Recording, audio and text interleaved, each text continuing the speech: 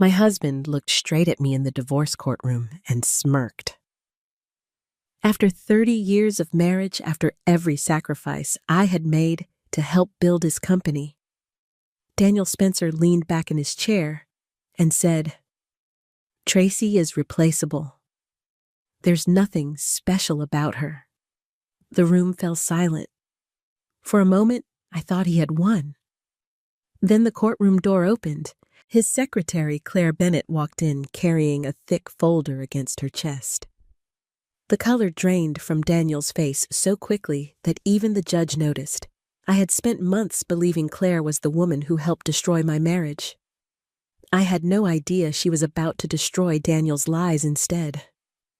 Before I tell you what happened next, I'd love to hear from you.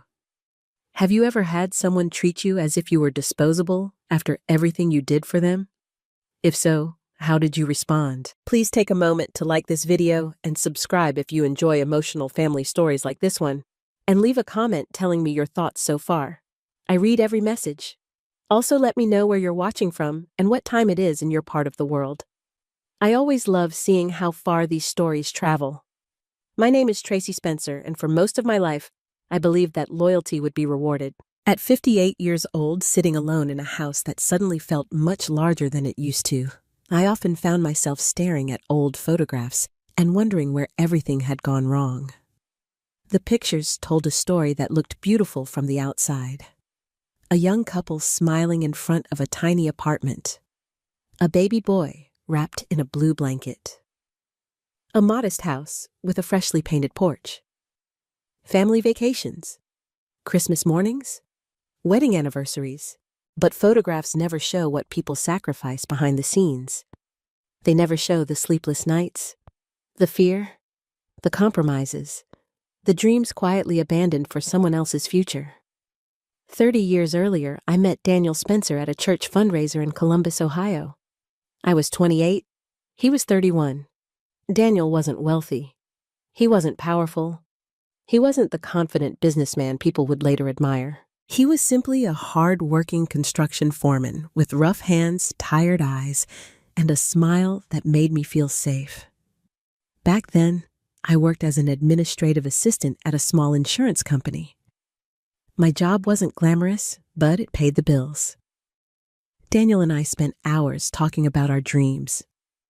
He wanted to own his own construction company someday. I wanted a family, a home filled with love. A life built together. When he proposed, I never hesitated. I truly believed I had found my partner. For the first few years, life was difficult. Money was always tight. There were months when we had to choose between replacing an aging appliance and paying down debt. Sometimes we skipped vacations because we simply couldn't afford them. But we were happy. At least I thought we were. When our son Ethan was born, things became even harder financially. Daycare expenses arrived. Medical bills piled up. Daniel worked longer hours. I picked up extra shifts whenever possible. There were nights when I slept only 4 or 5 hours before getting up for work again. Yet neither of us complained. We kept telling each other that better days were coming. Then one evening, Daniel came home carrying a notebook. I still remember the excitement in his eyes. "I've got a plan," he said. I laughed. Daniel always had plans, but this one was different. He spread papers across our kitchen table and explained how he wanted to start his own construction company. He had calculated costs, potential clients, equipment needs, everything. The more he talked, the more excited he became. Then his expression changed. Reality settled in. "We don't have the money," he admitted quietly. For several minutes, neither of us spoke. Finally, I reached across the table and squeezed his hand. "We'll find a way." That simple promise changed the course of our lives. Over the next several months, we met with banks. Most rejected us. We had limited savings. No wealthy relatives, no investors, no safety net. I still remember the final meeting with the loan officer. The man reviewed our application and shook his head. Then he looked at me. Mrs. Spencer, if you're willing to personally guarantee the loan that changes things. Daniel immediately objected. He didn't want me taking the risk, but I knew this was his dream, our dream. So I signed. My signature became the reason the loan was approved, my credit, my financial history, my promise to accept responsibility if everything failed. I never viewed it as a sacrifice. I viewed it as supporting my husband. The company started small, very small. At first, it was basically Daniel one truck and a few local projects. While continuing my full-time job, I handled paperwork during evenings, invoices, payroll records, client calls, scheduling, tax documents, anything that needed to be done.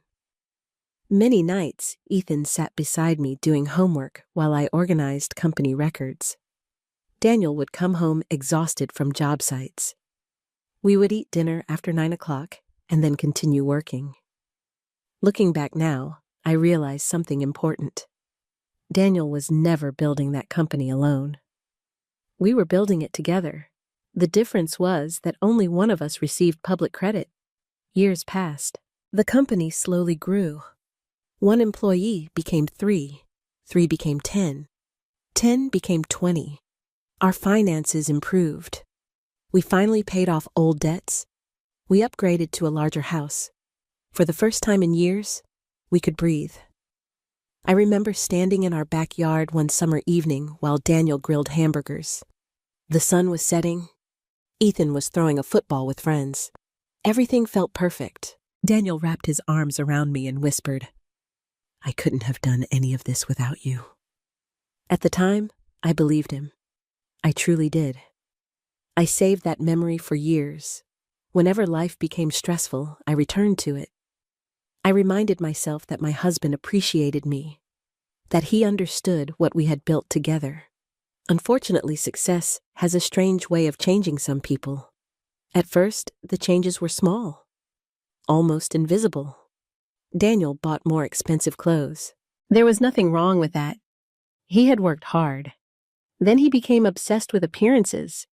He started talking about networking events, business dinners, country clubs, people he called important connections. I didn't think much of it. After all, his company was becoming successful. Of course, he needed professional relationships. But little by little, I noticed something else. The way he introduced me began to change. The pride in his voice disappeared. Sometimes he barely acknowledged me during social events. Occasionally, I would catch him looking embarrassed when I spoke. At first, I convinced myself I was imagining things. After 30 years of marriage, you don't want to believe the worst. You look for excuses. You explain away warning signs.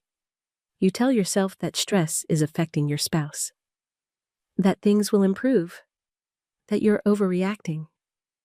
I did all of that because the alternative was too painful to consider. The truth is that I had spent decades helping Daniel build his dreams. I had tied my future to his. I had trusted him completely. And trust doesn't disappear overnight. It erodes slowly, quietly, one small disappointment at a time. As I sat in that house years later, looking through old photographs and faded company records, I realized something that made my chest ache. Every major milestone in Daniel's success contained a piece of me. My sacrifices, my labor, my support, my belief in him. The company that people admired today existed because I had stood beside him when nobody else would. I had signed when everyone else said no. I had worked when nobody was watching. I had believed when nobody else believed. At the time, I thought we were building a future together. I had no idea that one day, the man I helped create would look me in the eye and claim I was replaceable. And I certainly had no idea that the worst betrayal was still waiting for me. Looking back now, I can pinpoint the exact period when Daniel began changing. The frightening thing is that it didn't happen overnight. If he had suddenly become cruel, arrogant, or distant, I might have recognized the danger much sooner. Instead, the changes arrived slowly. so slowly that I spent years making excuses for them. At first, it was little things. Daniel became obsessed with his appearance. He started buying expensive suits, designer watches, Italian shoes that cost more than our monthly grocery budget used to. I didn't complain. After all, the company was doing well. He had earned the right to enjoy some of the success we had worked so hard to create. But then I noticed something strange. The new clothes weren't for me. They weren't for family gatherings. They weren't even for special occasions. They seemed to be for someone else, someone whose opinion mattered far more than mine. One evening, I stood in our bedroom doorway while Daniel adjusted his tie in front of the mirror. "That's a nice suit," I said. Without looking at me, he replied, "It's important to maintain a professional image." I smiled. "Well, you certainly look successful." His eyes briefly met mine in the mirror. Instead of smiling back, he sighed. "Sometimes I wish you'd put more effort into your appearance too." The comment caught me off guard. "What do you mean?" He shrugged. "Nothing." But it wasn't nothing. I knew it wasn't. For the first time in 30 years, I felt self-conscious standing next to my husband. I told myself I was being overly sensitive, yet similar comments kept appearing. My clothes were outdated. My hairstyle was old-fashioned. My opinions were out of touch. My interests were boring. Every criticism was wrapped inside a casual remark. Just enough to hurt, not enough to start an argument. It was as if Daniel had discovered a way to slowly chip away at my confidence without ever appearing openly cruel. Meanwhile, his social life expanded. Business dinners became weekly events. Then several times a week. Then almost every evening. He joined a country club, attended networking functions, spent weekends golfing with people I'd never met. More and more often, he went alone. The invitations stopped coming. At first, he claimed the events were business-related. Then he stopped offering explanations altogether. One Friday evening, I asked if I could accompany him to an awards banquet his company was sponsoring. The hesitation on his face lasted only a second, but I saw it. "I don't think you'd enjoy it," he said. "Why not?" "It's mostly industry people." I laughed softly. "Daniel, I've listened to construction talk for 30 years. Instead of laughing with me, he picked up his car keys. "It'll probably be boring for you." That was the end of the conversation. As I watched him leave, something inside me felt different, not broken, not yet, just unsettled, like a warning bell ringing somewhere far away. A few months later, I began hearing a name repeatedly, Claire Bennett. At first, she was simply a new employee. Daniel mentioned her occasionally. Claire handled that client issue. Claire organized the conference. Claire fixed a scheduling disaster. Every successful project seemed to involve Claire. Every conversation somehow circled back to Claire. I didn't think much about it initially. Companies have employees. Managers talk about employees. It seemed normal. Until it didn't. One night we were eating dinner together when Daniel's phone buzzed. He grabbed it so quickly that I barely saw the screen light up. But I caught one thing. Claire. The message was from Claire. Daniel immediately flipped the phone over. I stared at him. He stared at his plate. The silence stretched. Finally, I asked, "Everything okay? Work?" At 9 o'clock. Some people actually take their jobs seriously. The sharpness in his voice surprised me. I hadn't accused him of anything, yet he sounded defensive. For the rest of dinner, he barely spoke. After that night, I started noticing other things. His phone was always face down. Always. The password changed. If I entered a room unexpectedly, he sometimes ended phone calls. When messages arrived, he checked them immediately. Even during family dinners. Even during church. Even while watching television. One Sunday afternoon, Ethan and Lauren visited for lunch. As usual, Daniel spent half the meal looking at his phone. Finally, Ethan laughed. "Dad, are you running the Pentagon now?" Daniel forced a smile. Business never sleeps. Lauren nodded. Successful people are always busy. I noticed how quickly she defended him, almost automatically, as though everyone had already accepted that Daniel's career came first, even before family. After they left, I sat alone on the back porch. The summer air felt heavy. I couldn't explain why, but I felt lonely. Not physically alone, emotionally alone. The man sitting inside my house no longer felt like the same husband I had married. Yet I couldn't identify exactly what had changed. A few weeks later, something happened that made my stomach twist. Daniel came home unusually late, almost midnight. He claimed he had been meeting with clients. I nodded and said nothing. After he fell asleep, I carried his suit jacket toward the laundry room. As I emptied the pockets, a folded receipt slipped onto the floor. I almost ignored it. Then I saw the logo, a luxury hotel in downtown Columbus. I unfolded the paper. Room service, wine, dinner for two, a suite reservation. The date was from 3 nights earlier.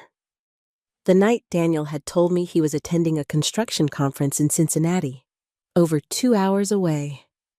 I stared at the receipt for what felt like forever. My hands were shaking. My heart pounded so loudly I could hear it. 1,000 explanations raced through my mind. Maybe it was for a client meeting. Maybe the company paid for it. Maybe there was some innocent reason. But deep down, another voice whispered the truth. The voice I had been trying desperately not to hear. The voice that had been growing louder for months. I carefully placed the receipt back where I found it. Then I returned to bed.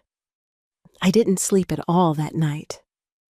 I lay beside my husband, listening to him breathe, listening to the man I had trusted for 3 decades, listening to the man whose dreams I had helped build, and for the first time I wondered whether I truly knew him anymore. The next morning, Daniel kissed my forehead before leaving for work. The gesture felt mechanical, almost rehearsed. As soon as his car disappeared down the street, I sat at the kitchen table and cried. Not because I had proof of an affair. I didn't. Not yet.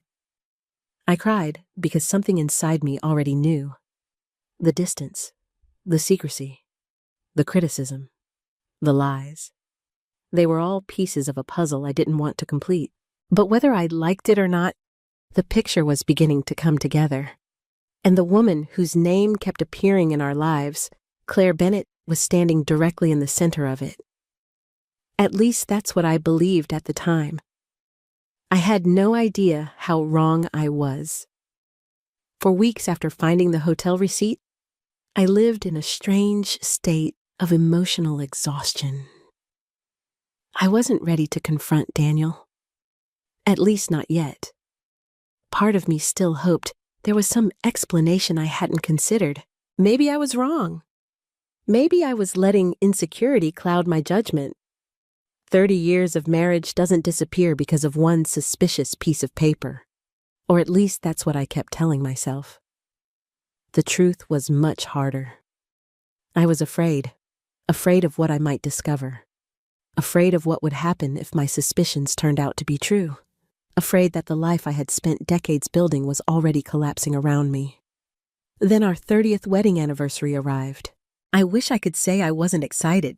I wish I could say I had already given up, but that wouldn't be true.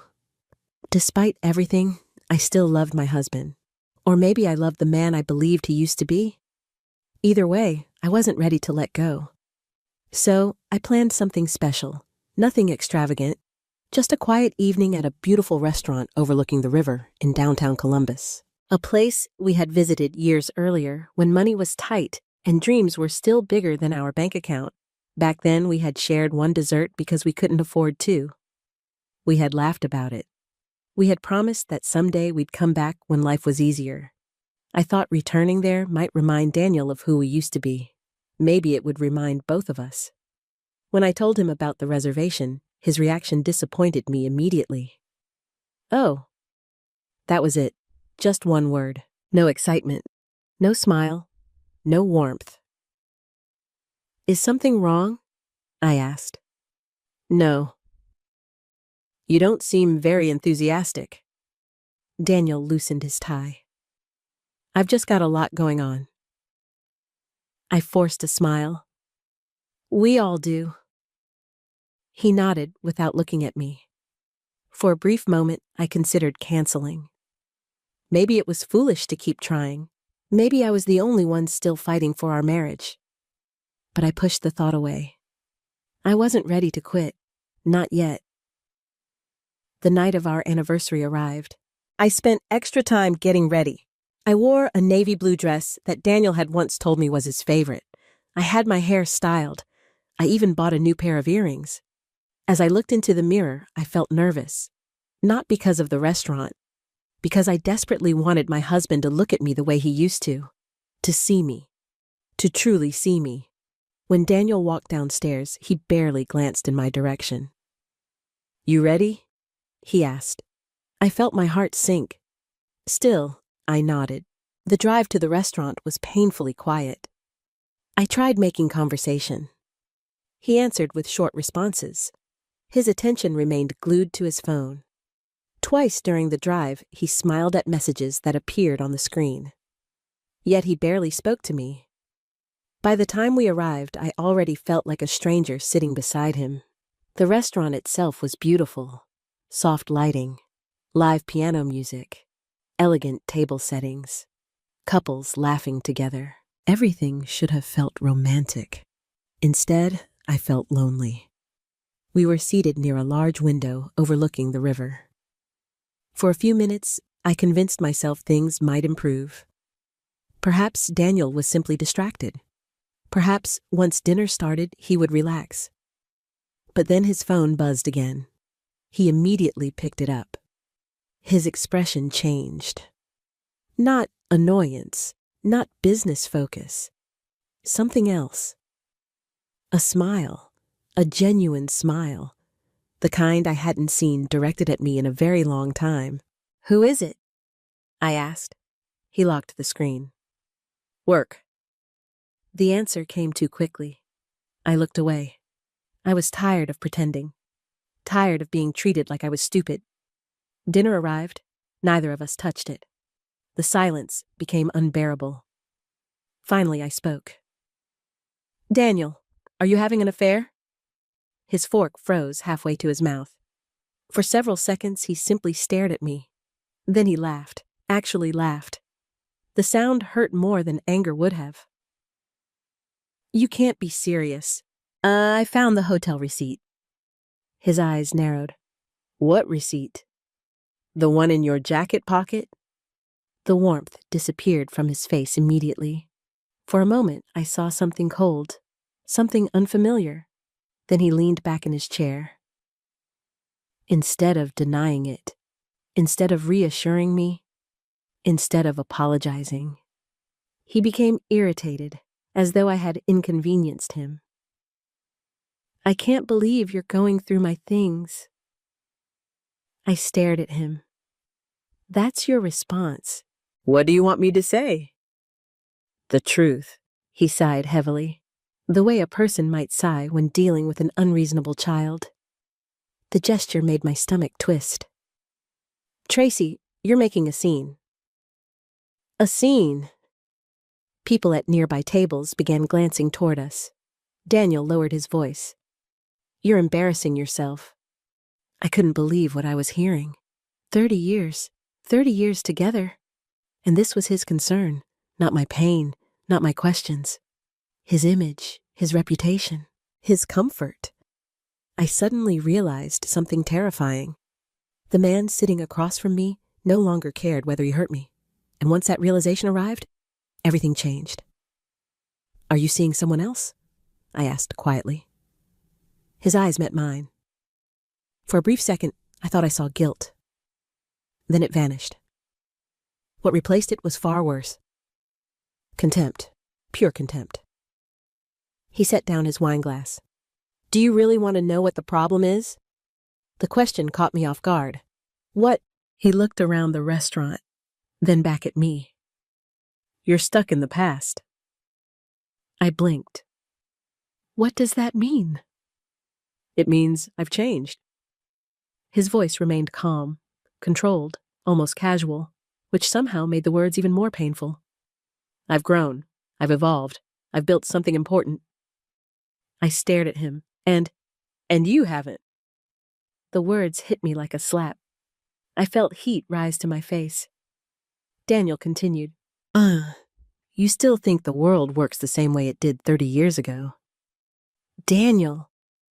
No, you asked. Several nearby diners were openly listening now. I wanted to disappear, but Daniel wasn't finished. Look around this room. I did. Business executives, professionals, successful people. What about them? They understand how the world works. I could barely breathe. Then came the sentence that would haunt me for months, the sentence that changed everything. Daniel looked directly into my eyes and said, Anyone can be replaced, Tracy. The restaurant seemed to go silent. Even the piano music felt distant. I stared at him, certain I had misheard, but I hadn't. He continued speaking, calmly, cruelly, as though discussing the weather. Employees get replaced. Business partners get replaced. People move on. I felt tears filling my eyes. After 30 years, that's what you think of me. He shrugged. The shrug hurt more than the words. I think you're taking this too personally. Too personally. I almost laughed. At that moment, movement near the entrance caught my attention. A woman had just entered the restaurant. Claire Bennett, Daniel's secretary. She froze when she saw us. For a brief moment, our eyes met. Then hers shifted toward Daniel, and I noticed something unexpected. She looked uncomfortable, not guilty, not affectionate, uncomfortable, as though she had witnessed something she wished she hadn't. Daniel saw her too. For the first time all evening, he looked nervous, only for a second. But I saw it. Claire quickly turned and walked toward another section of the restaurant. Yet before she disappeared, she glanced back one more time, and the expression on her face wasn't admiration. It wasn't loyalty. It wasn't love. It looked almost like disappointment. At the time, I didn't understand why. I still believed Claire was the woman destroying my marriage. I had no idea she had just witnessed the moment that would eventually make her choose a side.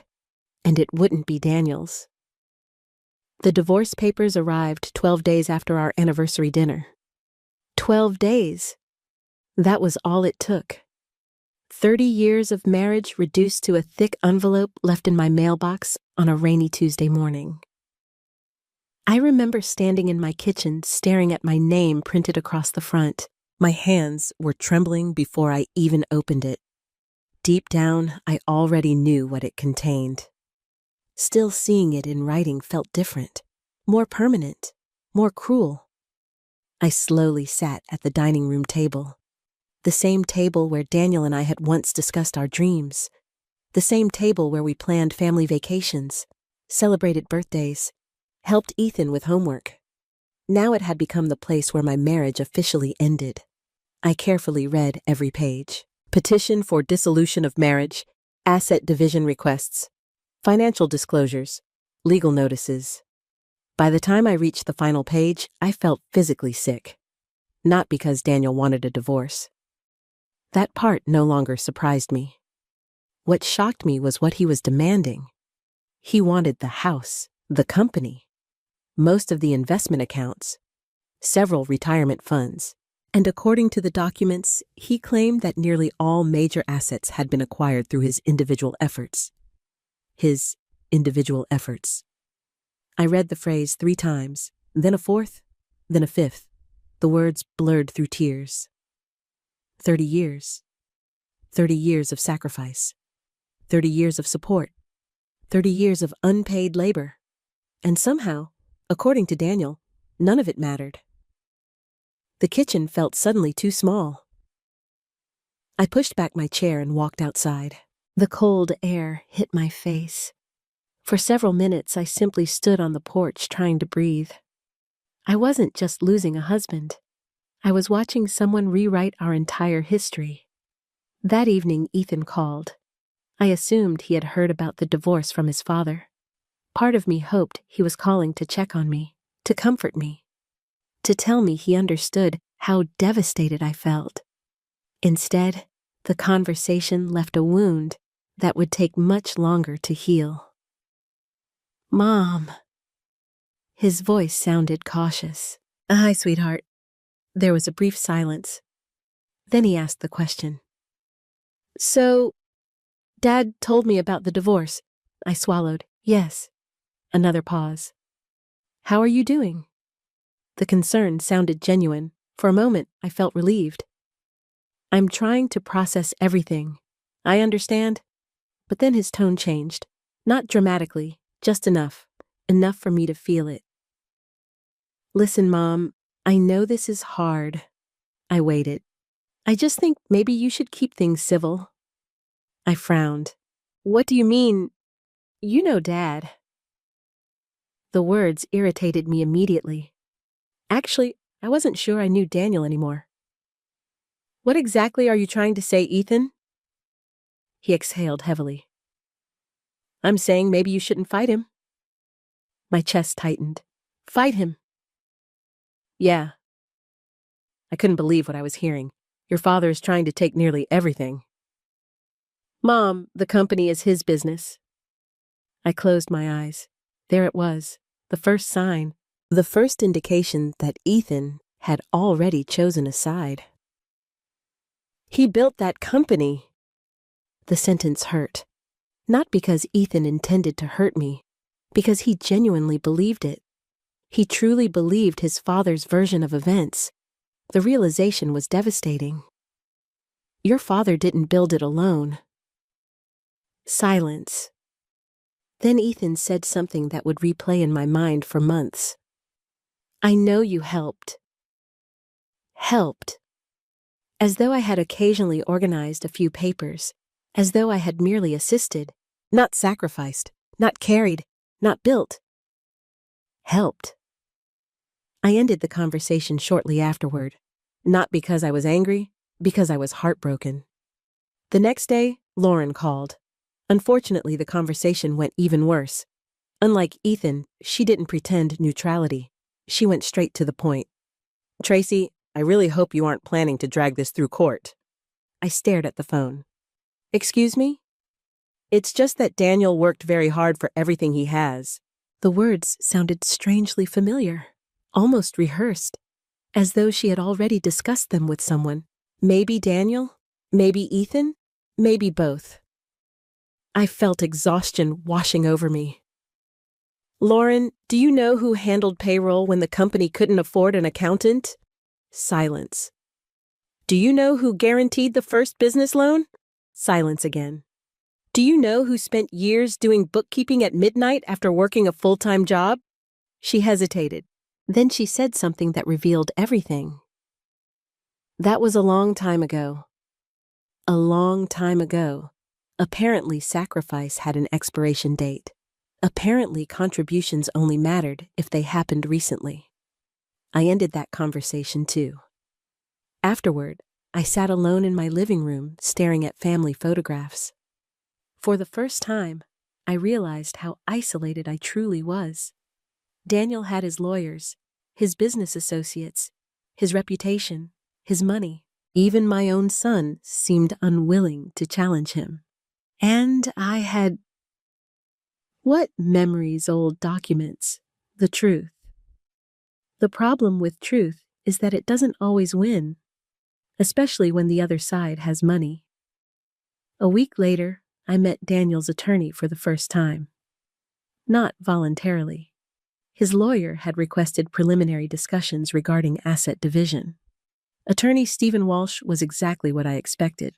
Confident, polished, expensive. The kind of man who charged hundreds of dollars per hour simply to breathe. The meeting lasted less than an hour, but it changed everything. Because for the first time, I heard Daniel's official version of our marriage, and it was a lie. A carefully crafted lie. According to Stephen Walsh, Daniel Spencer had built his company through exceptional personal effort. According to Stephen Walsh, I had primarily functioned as a homemaker. According to Stephen Walsh, my contributions to the business had been minimal. Minimal. The word nearly made me laugh. Not because it was funny, because it was absurd. Minimal, I repeated. The attorney adjusted his glasses. Those are our client's statements. I stared at him. He knows that's not true. The attorney remained calm. I understand that emotions are involved. Emotions. Apparently, facts had become emotions now. The meeting ended shortly afterward. As I gathered my papers, Stephen Walsh offered one final comment. Something he likely intended as helpful. Something I would never forget. Mrs. Spencer, lengthy legal battles can be very expensive. I looked directly at him. I know. Sometimes settlement is the wiser choice. I understood the message perfectly. Take what Daniel offers. Walk away quietly. Accept defeat. The drive home felt endless. By the time I pulled into my driveway, anger had finally begun replacing sadness. Not completely. The grief remained. The betrayal remained. But beneath those emotions, something new was growing. Determination. For weeks, I had allowed myself to feel helpless. For weeks, I had allowed Daniel to define the narrative. That ended the moment I stepped inside my house. I walked directly to the hallway closet. Inside were several storage boxes, old company files, financial records, tax documents, business plans, years of paperwork. I hadn't looked through them in ages. At the time, I didn't know what I would find. I only knew one thing. The truth existed somewhere inside those boxes, and if Daniel wanted to pretend I had contributed nothing to our success, then I would have to prove otherwise, no matter how long it took, no matter how painful it became. Because for the first time since the divorce began, I understood something clearly. This wasn't just a fight over money anymore. It was a fight over my entire life story, and I refused to let Daniel erase me from it. The morning after I decided to fight back, I walked into the basement carrying a flashlight, a legal pad, and more determination than I had felt in months. The basement wasn't glamorous. It was dusty, cold, filled with decades of forgotten memories, old holiday decorations, Ethan's childhood science projects, boxes of family photographs, and somewhere among all of it, pieces of the truth. I stood at the bottom of the stairs and looked around. For years, I had avoided coming down here unless absolutely necessary. Life had been busy. Then, life had fallen apart. Now, ironically, the answers I needed might be buried beneath 30 years of dust. I started with the filing cabinets. Most of the documents were old utility bills, insurance records, and tax returns. Useful, but not enough. I needed proof. Proof that I had contributed to Daniel's success. Proof that our life had been a partnership. Proof that he was lying. Hour after hour, I sorted through paperwork. The process was exhausting. By noon, my back ached. By 3 o'clock, my hands were covered in dust. Still, I kept going, because every now and then, I found something important. A handwritten business plan from the company's first year. Meeting notes in my own handwriting, copies of invoices I had prepared, payroll records I had organized, client correspondence I had managed. Each discovery reminded me of something Daniel wanted everyone to forget. The company had not been built by one man. Late that afternoon, I opened a faded cardboard box labeled Business 1994. Inside were dozens of folders. The moment I lifted the first one, my heart skipped. Loan documents. The original loan documents. I carefully sat down on the concrete floor. For several minutes, I simply stared at them. Then I began reading. There it was, my signature. Clear as day, page after page, legal guarantees. financial disclosures, bank approvals. Every critical document carried my name. Not Daniel's alone, mine too. Tears filled my eyes. Not because I was sad, because I finally held proof. Physical proof. Undeniable proof. The company existed because I had accepted enormous financial risk. If the business had failed, the bank could have pursued me. Yet now, Daniel wanted to pretend I had been nothing more than a bystander. I placed the documents carefully into a separate folder. Then I continued searching. The next discovery was even more emotional. Near the bottom of another box, I found a collection of old letters. Most were business-related. One wasn't. It was written by Daniel. I recognized his handwriting immediately. The letter had been folded for decades. As I opened it, memories flooded back. He had written it during one of the company's most difficult years. At the time, money was running out. Several projects had failed. Bankruptcy seemed possible. I read the words slowly. Tracy, I don't know how to thank you for everything you've done. Every day I come home exhausted, and somehow you keep us moving forward. If this company survives, it will be because of you as much as me. I love you, Daniel. For a moment, I couldn't breathe. The letter felt like a message from a different man. A man who appreciated me. A man who recognized my sacrifices. A man who no longer existed. I carefully placed the letter beside the loan documents. Attorney Melissa Grant would definitely need to see it. As evening approached, I finally went upstairs. I made coffee and spread everything across the dining room table. For the first time since receiving the divorce papers, I felt hopeful. Maybe not confident, but hopeful. Daniel had money, power, expensive lawyers. Yet, I had something he didn't expect. Evidence. Real evidence. The next morning, I called Melissa Grant. Unlike Stephen Walsh, Melissa didn't speak like a corporate machine. She listened. Actually, listened. For over an hour, I walked her through everything I had found. When I mentioned the loan documents, her voice became noticeably more interested. Do you still have the originals? Yes. Good. What does that mean? It means your husband's version of events may have some serious problems. For the first time, I smiled. A small smile. But it was a start. Over the next several days, I continued searching. And that's when things became strange. Very strange. I began noticing gaps, missing pieces, documents that should have existed but didn't, folders that ended abruptly, records with unexplained absences. At first, I assumed I was imagining things. 30 years generates a lot of paperwork. Maybe things had simply been misplaced, but the more I searched, the less convincing that explanation became. One afternoon, I found an old index sheet listing company financial folders. Several folders mentioned on the list no longer existed. They were gone. Completely gone. The realization made me uneasy. Someone had removed them. Not accidentally, deliberately. The question was why. And more importantly, who? The answer seemed obvious. Daniel, but proving it would be difficult. A few days later, I discovered something even more concerning. I was reviewing older financial statements when I noticed unusual transfers. At first glance, they looked routine.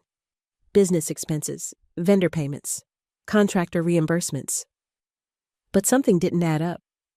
The numbers were strange. Repeated amounts, similar timing. Transactions that appeared structured rather than natural. I wasn't a forensic accountant, but I had spent years managing records, and my instincts told me something was wrong. Very wrong. I made copies of everything. Then I sent them to Melissa. 2 days later, she called. Tracy, where did you find these? The seriousness in her voice immediately alarmed me. In the basement. A long pause followed. Then she spoke carefully. I'm not making accusations yet. My stomach tightened. But these transfers deserve a closer look. What are you saying? Melissa exhaled slowly. I'm saying there may be assets that haven't been properly disclosed. I froze. Assets. The word echoed through my mind. Daniel had already submitted financial disclosures. If Melissa was right, then he wasn't just lying about my contributions. He might be hiding money. The possibility left me stunned. For years, I had assumed the divorce was about ego, control, pride. A husband trying to erase his wife's role in his success. Now another possibility emerged. What if Daniel was protecting something? Someone. The idea wouldn't leave my mind. That night I sat alone in the living room reviewing documents again. Every transfer, every statement, every date.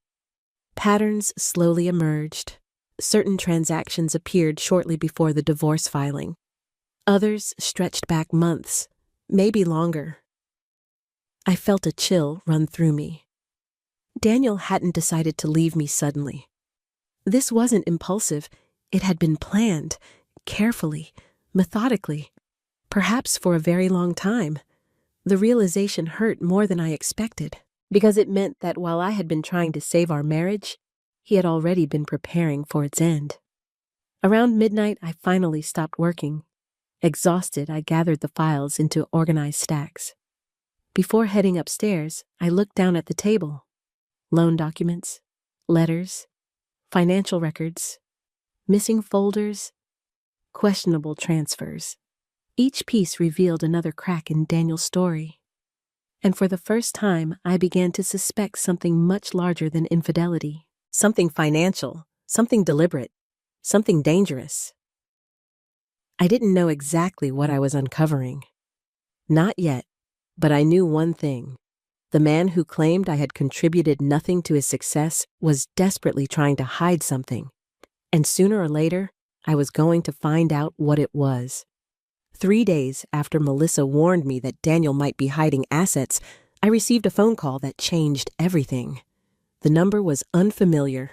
Normally, I would have ignored it. Lately, however, my life seemed to revolve around unexpected calls. Lawyers, financial advisors, court clerks. So I answered, "Hello?" For a moment, nobody spoke. Then a woman's voice came through the line. Soft, nervous, almost hesitant. "Mrs. Spencer?" My stomach tightened. "Yes." Another pause. Then she said the last name that instantly made my pulse race. "My name is Claire Bennett." I froze. For several seconds I couldn't speak. Of all the people I expected to hear from, Claire was near the bottom of the list. The woman I had spent months suspecting. The woman whose name had appeared in messages. The woman I believed might be responsible for destroying my marriage. Now she was calling me directly. "I know this is probably the last call you wanted to receive," she said. I remained silent. Honestly, I wasn't sure what to say. Claire continued, "But I think we need to talk." My grip tightened around the phone. "Why?" The hesitation that followed felt genuine. "Because there are things you don't know." I almost laughed. There were many things I didn't know. The question was whether I could trust the person offering answers. What kind of things? I'd rather explain in person. The request immediately triggered my suspicion. "No." Her voice softened. "I understand why you're hesitant. You've worked for my husband for years. I know. And now you suddenly want to help me?" Another silence. Then she said something unexpected. "I should have called sooner." The guilt in her voice sounded real, painfully real. For the first time, I felt uncertain. Maybe she wasn't calling to manipulate me. Maybe she was calling because she had something important to say. Finally, I asked, "Where?" 2 days later, I walked into a small diner on the outskirts of Columbus. The place looked exactly like the type of restaurant nobody would notice. Simple booths, coffee cups, local regulars. The smell of bacon and fresh pie. A safe place for difficult conversations. Claire was already there. She sat alone near the back. The moment I saw her, I felt a surge of emotions.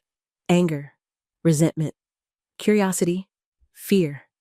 For months, I had imagined confronting her. but reality felt different. She looked exhausted. Not glamorous, not triumphant, exhausted. Dark circles sat beneath her eyes. Her shoulders seemed tense, as though she hadn't slept well in weeks.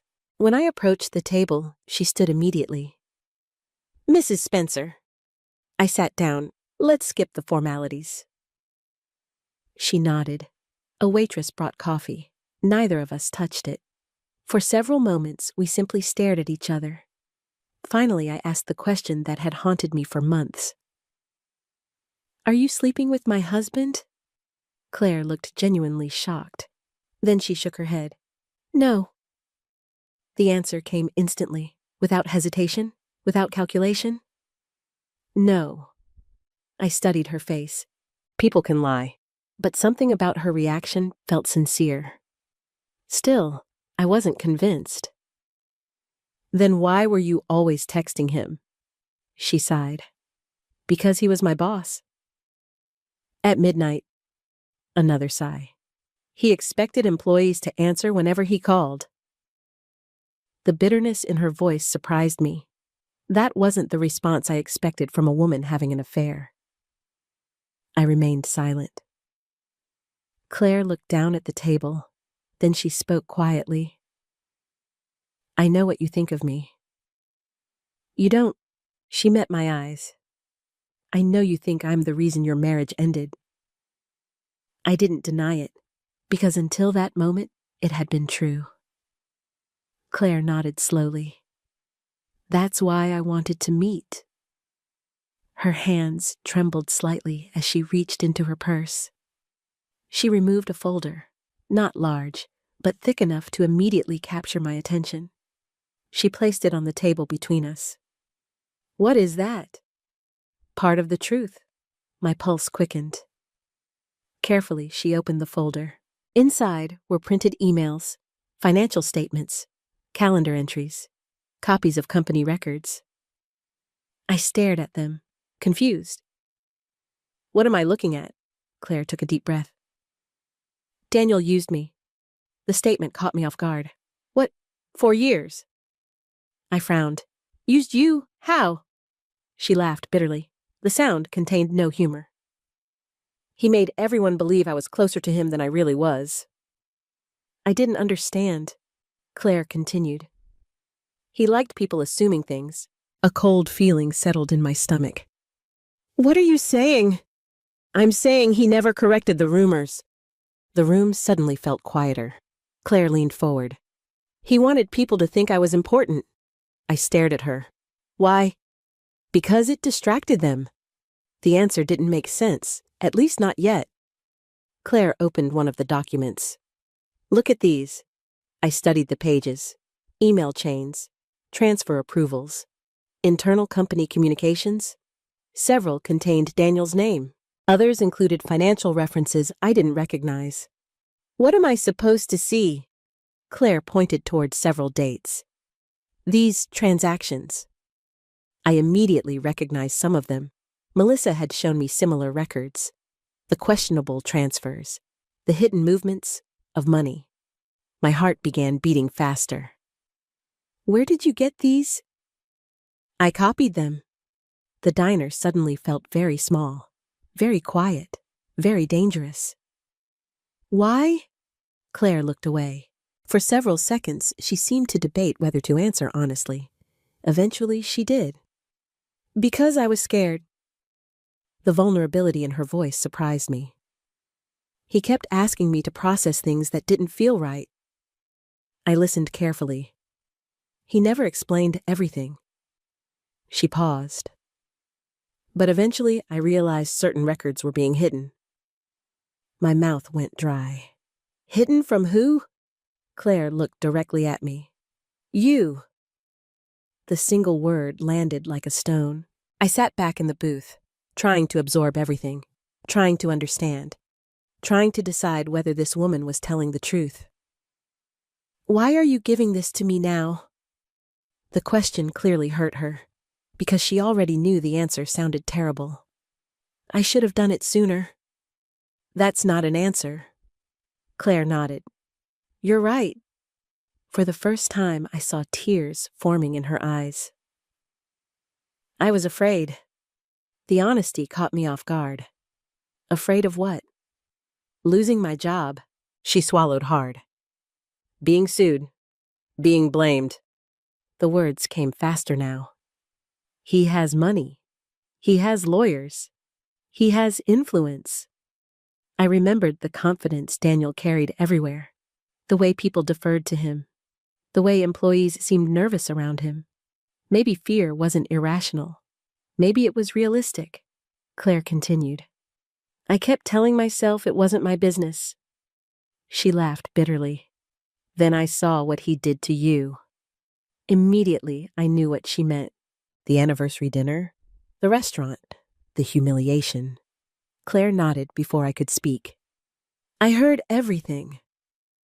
A painful memory flashed through my mind. Anyone can be replaced. I felt sick all over again. He said those things in public. Claire's voice cracked. He wasn't even ashamed. For several moments, neither of us spoke. Then she opened another section of the folder. This time, she removed a flash drive. My eyes narrowed. What is that? Her expression turned serious. Insurance. The answer made my stomach tighten. What kind of insurance? Claire hesitated. Then she said the words that changed everything. I have emails. My pulse accelerated. What else? She swallowed. Financial records. The air seemed to disappear from the room. And, for the first time since arriving, Claire looked genuinely frightened. When she finally answered, her voice was barely above a whisper. I also have recordings. The world seemed to stop. Recordings. Actual recordings. Not rumors, not suspicions. Evidence. Real evidence. And suddenly, for the first time since my divorce began, I realized Daniel Spencer might be facing a problem much bigger than an angry wife. Because the woman I thought was his ally was quietly becoming his greatest threat. After Claire told me she had recordings, I sat frozen in that diner booth. The coffee between us had gone cold. Neither of us noticed. Neither of us cared. My mind was racing. For months, I had viewed Claire Bennett as the woman standing on the opposite side of my life. The young secretary. The attractive employee. The person whose name appeared in late-night messages. The woman I blamed for my marriage falling apart. Yet the exhausted person sitting across from me looked nothing like the villain I had imagined. She looked frightened, tired, and strangely alone. I stared at the flash drive resting on the table. What exactly is on those recordings? Claire hesitated, not because she didn't want to answer, because she seemed embarrassed by the answer. Finally, she spoke. Things I never expected to hear. I waited. Things I wish I had never heard. The sincerity in her voice made me listen more carefully. For the next hour, Claire told me a story I never anticipated, and with every minute, my understanding of the situation changed. How long have you worked for Daniel? I asked. Almost 6 years? 6 years? Long enough to know the company, long enough to know my husband, long enough to witness his transformation. Claire folded her hands together. When I started, I admired him. The comment surprised me, but it made sense. Many people admired Daniel, successful business owner, respected in the community, confident, charismatic. He knew exactly how to present himself. I thought he was a mentor. Claire gave a sad smile. At first he was. I remained silent. Then the company grew. Her expression hardened slightly, and everything changed. The sentence sounded familiar, because I had experienced the exact same thing. Success hadn't simply changed Daniel. It had magnified something already inside him. Something selfish. Something cruel. Claire continued. At first, it was small things. I immediately thought of my own story. The criticism, the arrogance, the secrecy. Apparently, I wasn't the only one who had noticed. He started treating employees differently. How? He wanted loyalty. That's normal. She shook her head. Not loyalty. A pause. Obedience. The distinction mattered, and we both knew it. Claire explained how Daniel gradually created an environment where employees felt afraid to challenge him. People who disagreed with him found themselves excluded from important projects. Promotions disappeared, schedules changed, careers stalled. Nobody could prove anything, yet everyone noticed. He never yelled, Claire said. Then what did he do? He made people afraid. The answer felt disturbingly accurate. I had experienced something similar in my marriage. Daniel didn't need to scream. His disappointment alone carried weight. His approval became something people chased. His disapproval became something people feared. Claire looked down at the table. For a while, I convinced myself it was normal. Her voice softened. I needed the job. That part I understood immediately. Claire was a single mother. She had mentioned it briefly during our first meeting. Now she explained further. Her son was 8 years old. She had no financial support from his father. Every paycheck mattered. Every insurance benefit mattered. Every promotion mattered. Daniel knew that, and according to Claire, he used it. He'd promise opportunities. Then take them away. She nodded. If someone questioned him, a painful silence settled between us. The pattern was becoming clear. Control. Everything came back to control. Then Claire revealed something that truly shocked me. There were rumors about us almost from the beginning. I stared at her. The affair rumors? Yes. My stomach tightened. What did Daniel do? Claire laughed bitterly. Nothing. The answer confused me. What do you mean? He never stopped them. A chill ran through me. She continued. People would make comments, ask questions, assume things, and Daniel never corrected anyone. Suddenly I remembered all those uncomfortable moments, the way people looked at Claire, the whispers, the assumptions, the strange smiles. Daniel had allowed it, intentionally. Why? Claire answered before I asked. Because it helped him. How? She leaned forward. Because people focused on me. I frowned. And nobody paid attention to what he was actually doing. The words hung in the air. Slowly, pieces began connecting. Daniel hadn't necessarily created the rumors, but he had benefited from them, encouraged them, used them. Claire became the distraction. The convenient story? The obvious suspect. While everyone watched her, they ignored everything else, including his finances, including his decisions, including whatever he was trying to hide. I felt sick, not only because of what Daniel had done, because I had fallen for it too. I had blamed Claire. I had hated her. And perhaps that was exactly what Daniel wanted. After a few moments, Claire opened her purse again. This time, she removed a small digital recorder. My pulse quickened. Is that one of them? She nodded. The room suddenly felt colder. For several seconds, neither of us spoke. Then she pressed play. Static filled the air. Shuffling papers, office sounds. Then Daniel's voice. I recognized it immediately. Confident, relaxed, arrogant. The recording appeared to be from his office. At first, nothing seemed unusual. Business discussion, scheduling, financial updates. Then another voice asked a question. I couldn't identify the speaker.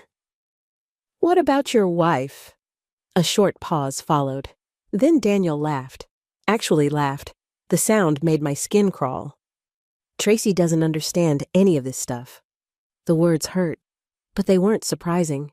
Unfortunately, the recording continued. She's still living 20 years in the past.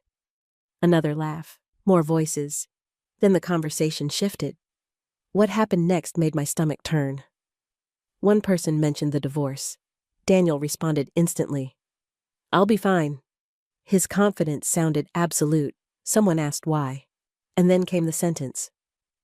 The sentence neither Claire nor I would ever forget. "No judge is going to believe an old housewife over me."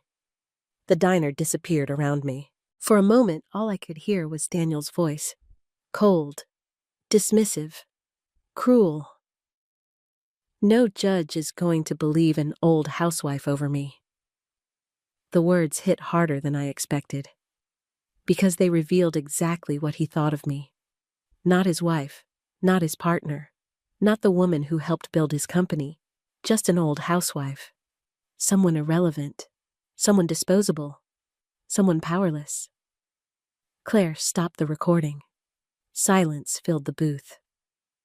I couldn't speak. I couldn't move. The humiliation felt fresh all over again, as though I were hearing it for the first time. Eventually, Claire broke the silence. "I'm sorry." I looked up. Her eyes were filled with genuine regret. I should have done something sooner. For the first time, I believed her. Completely. Not because of the recording, because of the pain in her face. She wasn't protecting herself anymore. She was carrying guilt. Real guilt. And guilt only exists when someone wishes they had acted differently. "You were scared." The words surprised both of us. Claire blinked, then nodded. "Yes." I understood fear. I understood silence. I understood staying too long in situations that slowly destroy you. Perhaps our circumstances had been different, but the emotions weren't. For several moments, neither of us spoke. Then Claire reached into her purse one final time. This time, she removed a sealed envelope. My heart immediately accelerated. "What is that?" Her expression changed. The sadness disappeared. The fear returned. And for the first time that afternoon, she looked genuinely nervous. Something much bigger. A chill moved through me. "What do you mean?" Claire swallowed hard. Then she placed the envelope on the table between us. "I haven't shown this to anyone." I stared at it. "What is inside?" Her answer came quietly. "But it changed everything. It's the reason Daniel would destroy me if he knew I still had it." For several seconds, I simply stared at the envelope. The diner suddenly felt quieter than before. Even the clinking dishes and conversations around us seemed distant. Claire's words echoed inside my head. "It's the reason Daniel would destroy me if he knew I still had it." A cold sensation crept through my chest. I looked at her. She wasn't exaggerating. She wasn't being dramatic. She was terrified. Real fear lived in her eyes. "What is it?" I asked quietly. Claire glanced around the diner before answering. "A backup." The answer confused me. "A backup of what?" She pushed the envelope closer. "Everything." My pulse accelerated. Slowly, I opened it. Inside were several printed documents, a flash drive, and a handwritten list of dates. The moment I saw the first page, my stomach tightened.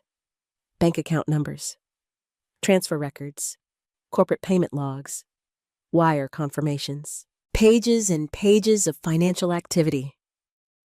I immediately recognized several of the transactions. They matched the questionable records Melissa had flagged, but this was much more detailed, far more detailed. "How did you get these?" Claire lowered her voice. "Because I processed some of them." I looked up sharply. "What? Not knowingly?" She swallowed hard. "At least not at first." The explanation that followed was both complicated and horrifying. For years, Daniel had divided responsibilities among employees. No single person handled every financial process. One person prepared documents, Another approved them. Someone else finalized them. The structure appeared normal, professional, efficient. But according to Claire, it also made it easier to hide certain activities. Because no employee ever saw the complete picture, until she accidentally did. About 18 months earlier, a software issue caused several files to be routed incorrectly. When Claire reviewed them, she noticed something strange. The names attached to certain transactions didn't match existing vendors. At first, she assumed it was a clerical mistake. Then she noticed a pattern. Repeated payments, similar amounts, consistent timing, money moving into accounts that seemed unrelated to company operations. The more she investigated, the stranger everything became. Eventually, curiosity turned into concern. Concern turned into suspicion. And suspicion turned into fear. I started saving copies. The confession came quietly. I stared at her. Why? She gave a sad smile. Because my instincts told me something was wrong. That sounded familiar. My instincts had warned me too. The difference was that I hadn't listened soon enough. Claire continued. At first, I thought maybe it was tax-related. Then, she shook her head. It got worse. Much worse. According to Claire, Daniel became increasingly secretive over the past year. Certain meetings were never documented. Certain expenses disappeared from normal reports. Certain financial decisions bypassed standard procedures entirely. And anyone who asked questions received vague answers, or warnings, or both. I felt my chest tightening. This wasn't simply a divorce anymore. This was something else entirely. Something bigger. Something dangerous. I carefully returned the documents to the envelope. What do we do now? Claire looked relieved that I didn't dismiss her. Show your attorney. That part was obvious. What about you? A shadow crossed her face. For the first time, she looked uncertain. I don't know. The answer broke my heart a little. Because despite everything, Claire was still a young woman trying to protect her child. Trying to protect her future. Trying to survive. Daniel had power, money, connections. She had a son and a paycheck. The imbalance was obvious. When we finally left the diner, neither of us noticed that nearly 3 hours had passed. Outside, the sky had darkened. Clouds covered the afternoon sun. The parking lot felt strangely empty. Before we separated, Claire stopped me. Tracy. It was the first time she had used my first name. I turned. If something happens, my stomach immediately dropped. What do you mean? She hesitated, then forced a smile. Nothing dramatic. But we both knew she didn't believe that. If something happens, make sure Melissa gets everything. I stared at her. The fear in her eyes had returned, stronger this time. And suddenly, for the first time, I realized how much risk she was taking. Not for herself, for me. That realization stayed with me all evening. The next morning, I met with Melissa Grant. The moment she saw the documents, her expression changed. By the time she finished reviewing them, she looked both impressed and concerned. Where did these come from? Claire. Melissa leaned back in her chair. Your husband's secretary? Yes. Several seconds passed. Then Melissa slowly removed her glasses. This could be significant. My heart raced. How significant? She carefully organized several pages into separate stacks. Potentially very significant. The answer wasn't specific, but it was enough. Melissa immediately requested forensic review of the financial records. Within days, additional questions emerged. Questions Daniel probably didn't want anyone asking. Questions about disclosures. Questions about transfers. Questions about assets. Meanwhile, Daniel seemed increasingly confident, almost smug. Every communication from his legal team carried the same tone. Aggressive, dismissive, certain of victory. One afternoon, Melissa forwarded me a settlement proposal. I read it twice, then laughed. Not because it was funny, because it was insulting. Daniel still expected me to accept a fraction of what I was entitled to. Apparently, he believed I would eventually give up. Perhaps he assumed financial pressure would break me, or emotional exhaustion, or fear. Maybe all three. What he didn't know was that I finally possessed something stronger than fear: the truth. Several days later, another problem appeared. Claire called. The moment I answered, I knew something was wrong. Her breathing sounded uneven. Claire? I think he knows. My entire body went rigid. What happened? He questioned me. The words came quickly. Nervous questions. About files, about records, about backups. My stomach tightened. Did you tell him anything? No. Are you sure? Absolutely. I believed her. Yet the situation still terrified me. Daniel was many things: arrogant, selfish, cruel. But he wasn't stupid. If he sensed danger, he would react. The only question was how. Over the next week, Claire reported several unsettling incidents. Her access permissions changed unexpectedly. Meetings were canceled. Responsibilities shifted. Employees began acting strangely around her. Nobody openly accused her of anything. But the message was clear. Someone was isolating her. Someone was testing her. Someone was watching. The stress affected both of us. Every phone call made me nervous. Every email made me anxious. The court date was approaching quickly, and despite our growing collection of evidence, nothing felt certain. Then, 2 days before the preliminary hearing, Claire disappeared.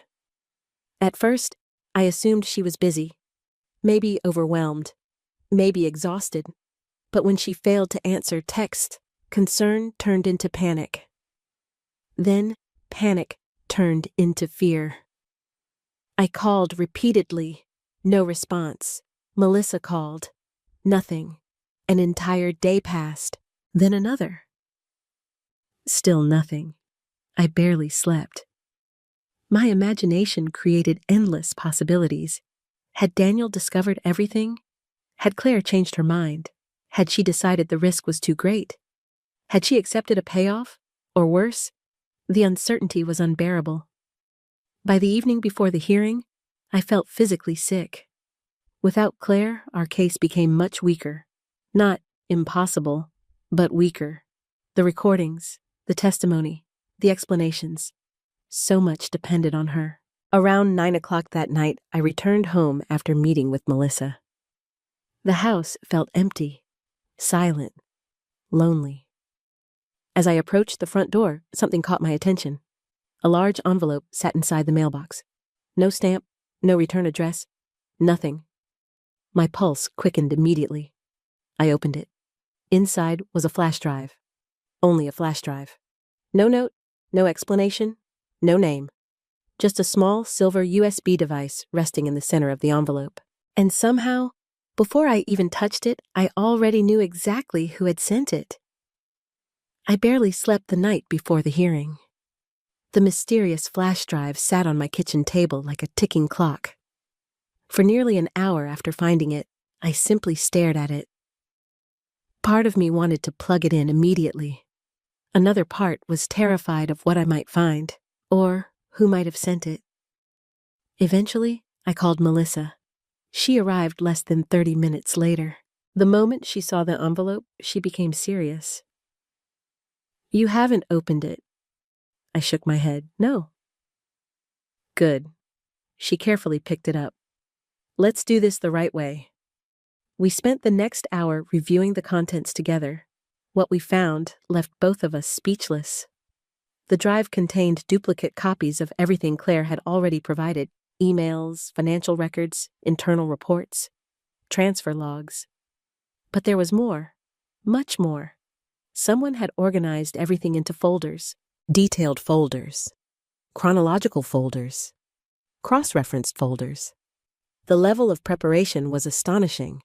Whoever assembled the files knew exactly what investigators would need: and at the center of everything sat one undeniable fact. Daniel Spencer had not disclosed everything, not even close. Several previously unknown accounts appeared throughout the records, additional transfers, additional payments, additional financial activity. The evidence wasn't complete enough to prove everything, but it raised enormous questions. Questions Daniel would eventually have to answer. Melissa leaned back in her chair. "I think Claire sent this." I agreed. No note, no explanation, just insurance. Just in case something happened to her. That realization unsettled me more than I wanted to admit. The next morning arrived far too quickly. The preliminary hearing was scheduled for 10 o'clock. I woke before sunrise. My stomach was in knots. No amount of preparation could change the reality of what awaited me. After 30 years of marriage, I was about to face Daniel in court, the man I once trusted with my entire life. The man who now seemed determined to erase me from it. The courthouse stood in downtown Columbus, large, cold, impersonal. As Melissa and I entered the building, I felt my pulse accelerating. People moved through security checkpoints. Lawyers carried briefcases. Court staff hurried through hallways. Everyone seemed calm except me. Melissa noticed immediately. "You okay?" I forced a smile. "No," she nodded. "That's normal." Unfortunately, her reassurance didn't help much. A few minutes later, I saw Daniel. He stood near the courtroom entrance, speaking with Stephen Walsh. Perfect suit, perfect posture, perfect confidence. At first glance, he looked exactly like the successful businessman everyone admired. The image was carefully constructed, deliberately polished. For a brief moment, our eyes met. Daniel offered a small smile. The gesture wasn't friendly. It wasn't warm. It felt like a man acknowledging a competition he expected to win. Then he looked away, as though I no longer mattered. The familiar pain returned, but something else accompanied it now. Anger. Not explosive anger. Controlled anger. The kind that quietly fuels determination. Inside the courtroom, everyone took their seats. The hearing began shortly afterward. Judge Robert Hale entered. The room rose. Formalities followed. Then the legal argument started. Almost immediately, I understood Daniel's strategy, or rather, Stephen Walsh's strategy, because the attorney delivered it with polished precision. According to Daniel's legal team, the marriage had effectively ended long ago. According to Daniel's legal team, the company represented the result of Daniel's individual expertise and effort. According to Daniel's legal team, I had primarily served as a homemaker. The familiar narrative. The same lie wrapped in different language. I listened quietly. Every sentence felt like another attempt to erase my life. Years of bookkeeping became occasional assistance. Financial guarantees became limited support. Sacrifice became informal involvement. The more Stephen spoke, the more furious I became. Not because he was persuasive, because he was rewriting history and doing it confidently. When Melissa stood to respond, the atmosphere shifted. She didn't raise her voice. She didn't become emotional. Instead, she began presenting facts, loan documents, business records, signed guarantees, letters, evidence, real evidence. Several times I noticed Daniel's expression tighten. Only briefly, but enough to suggest discomfort, enough to suggest concern. For the first time all morning, he didn't look completely confident. Still, he remained composed. Too composed. The real shock came later, as financial disclosures were discussed. Melissa carefully introduced questions regarding certain transfers, certain accounts, certain inconsistencies. Nothing dramatic. Not yet, just enough to establish concern. Stephen Walsh immediately objected. Predictably, the argument became technical, procedural, complex. Yet beneath all the legal language, one issue remained obvious. Money had moved. The question was where and why. Eventually, Judge Hale turned toward Daniel. Several direct questions followed. At first, Daniel answered smoothly, comfortably, like a man accustomed to being believed. Then one particular question changed everything. Have all relevant financial accounts been disclosed? The courtroom seemed unusually quiet. Daniel didn't hesitate. Yes. The answer came immediately, without reflection, without uncertainty, without caution. Just yes. A simple word, one word. Yet something about it bothered me. Perhaps because I knew what sat inside the flash drive. Perhaps because I knew what Claire had shown us. Or perhaps because I had spent 30 years learning how Daniel behaved when he lied. Whatever the reason, I recognized it. Melissa recognized it too. I could tell by the look on her face. Still, she remained calm, professional, patient. The hearing continued. But a new tension had entered the room, one that hadn't existed before. For the first time, Daniel wasn't merely defending himself. He was protecting something, and everyone seemed to feel it. Unfortunately, another problem quickly emerged. A very serious problem. Claire was missing, still missing.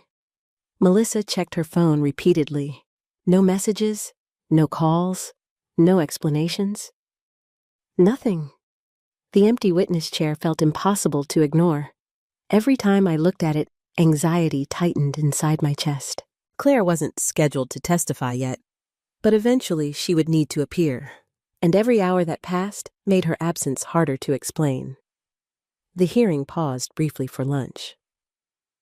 During the break, Melissa and I sat in a quiet conference room. Neither of us touched the sandwiches someone had provided. "What if she doesn't come?" I asked. Melissa didn't answer immediately. That alone scared me. Finally, she spoke. "We continue." But her expression softened. It would be harder. Harder. Not impossible. But harder. I hated the word. The rest of the afternoon passed in a blur. More arguments, more documents, more legal maneuvering. By the time court adjourned for the day, I felt emotionally exhausted. Outside the courthouse, reporters waited near the entrance. Nothing major, just local media covering business litigation. Still, Daniel seemed annoyed by their presence. He quickly disappeared with his attorney. I watched him leave. For years, I had viewed him as unstoppable, untouchable. Now, for the first time, I saw cracks. Small cracks. But cracks nonetheless. That evening, Melissa and I reviewed strategy once more. The next stage would be critical, especially if Claire remained unavailable. As we finished discussing plans, my phone vibrated. The sound immediately caught my attention. Unknown number. My heart jumped. For several seconds, I stared at the screen. Then I answered. "Hello." Static. Silence. Then a familiar voice. Weak, breathless, terrified. "Tracy!" I sat upright immediately. "Claire." What she said next sent ice through my veins. "I think Daniel knows everything." The moment I heard Claire's voice, every muscle in my body tightened. "Claire." Her breathing sounded uneven, as though she had been crying, or running, or both. For several terrifying seconds, all I could hear was static. Then she spoke again. I didn't know who else to call. I immediately stood from my chair. Melissa looked up from across the conference table. One glance at my face told her something was wrong. "Where are you?" I asked. Claire hesitated. "I don't want to say over the phone." Fear rushed through me, not because of what she said, because of how she said it. This wasn't the voice of someone seeking attention. This was the voice of someone genuinely frightened. "Are you safe?" Another pause. "I think so." Think, not know. Think. I closed my eyes briefly.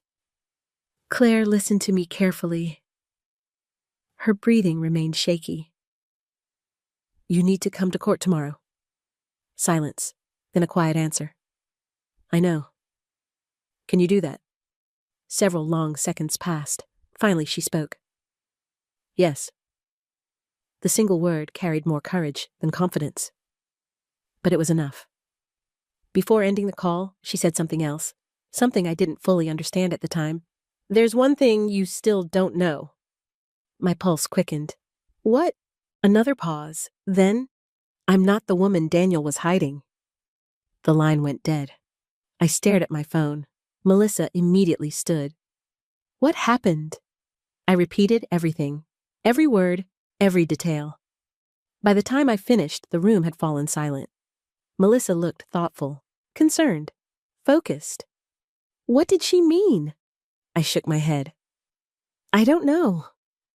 But deep down, I suspected. And if my suspicion was correct, then our case was about to become much bigger than anyone expected. The following morning, I arrived at court feeling emotionally exhausted. The previous night had offered almost no sleep. Questions kept circling through my mind. Where had Claire been? Why was she hiding? Who was Daniel actually protecting? And most importantly, would she really show up? The courtroom gradually filled. Attorneys, clerks, observers, court staff. Everyone settled into place. Everyone except Claire. Her chair remained empty. Again. I felt my stomach tighten. Melissa remained calm, at least outwardly, but I knew her well enough by now to recognize tension. She checked her watch repeatedly. The proceedings began. Stephen Walsh appeared unusually confident, more confident than the previous day. The change didn't escape my notice. Neither did Daniel's attitude.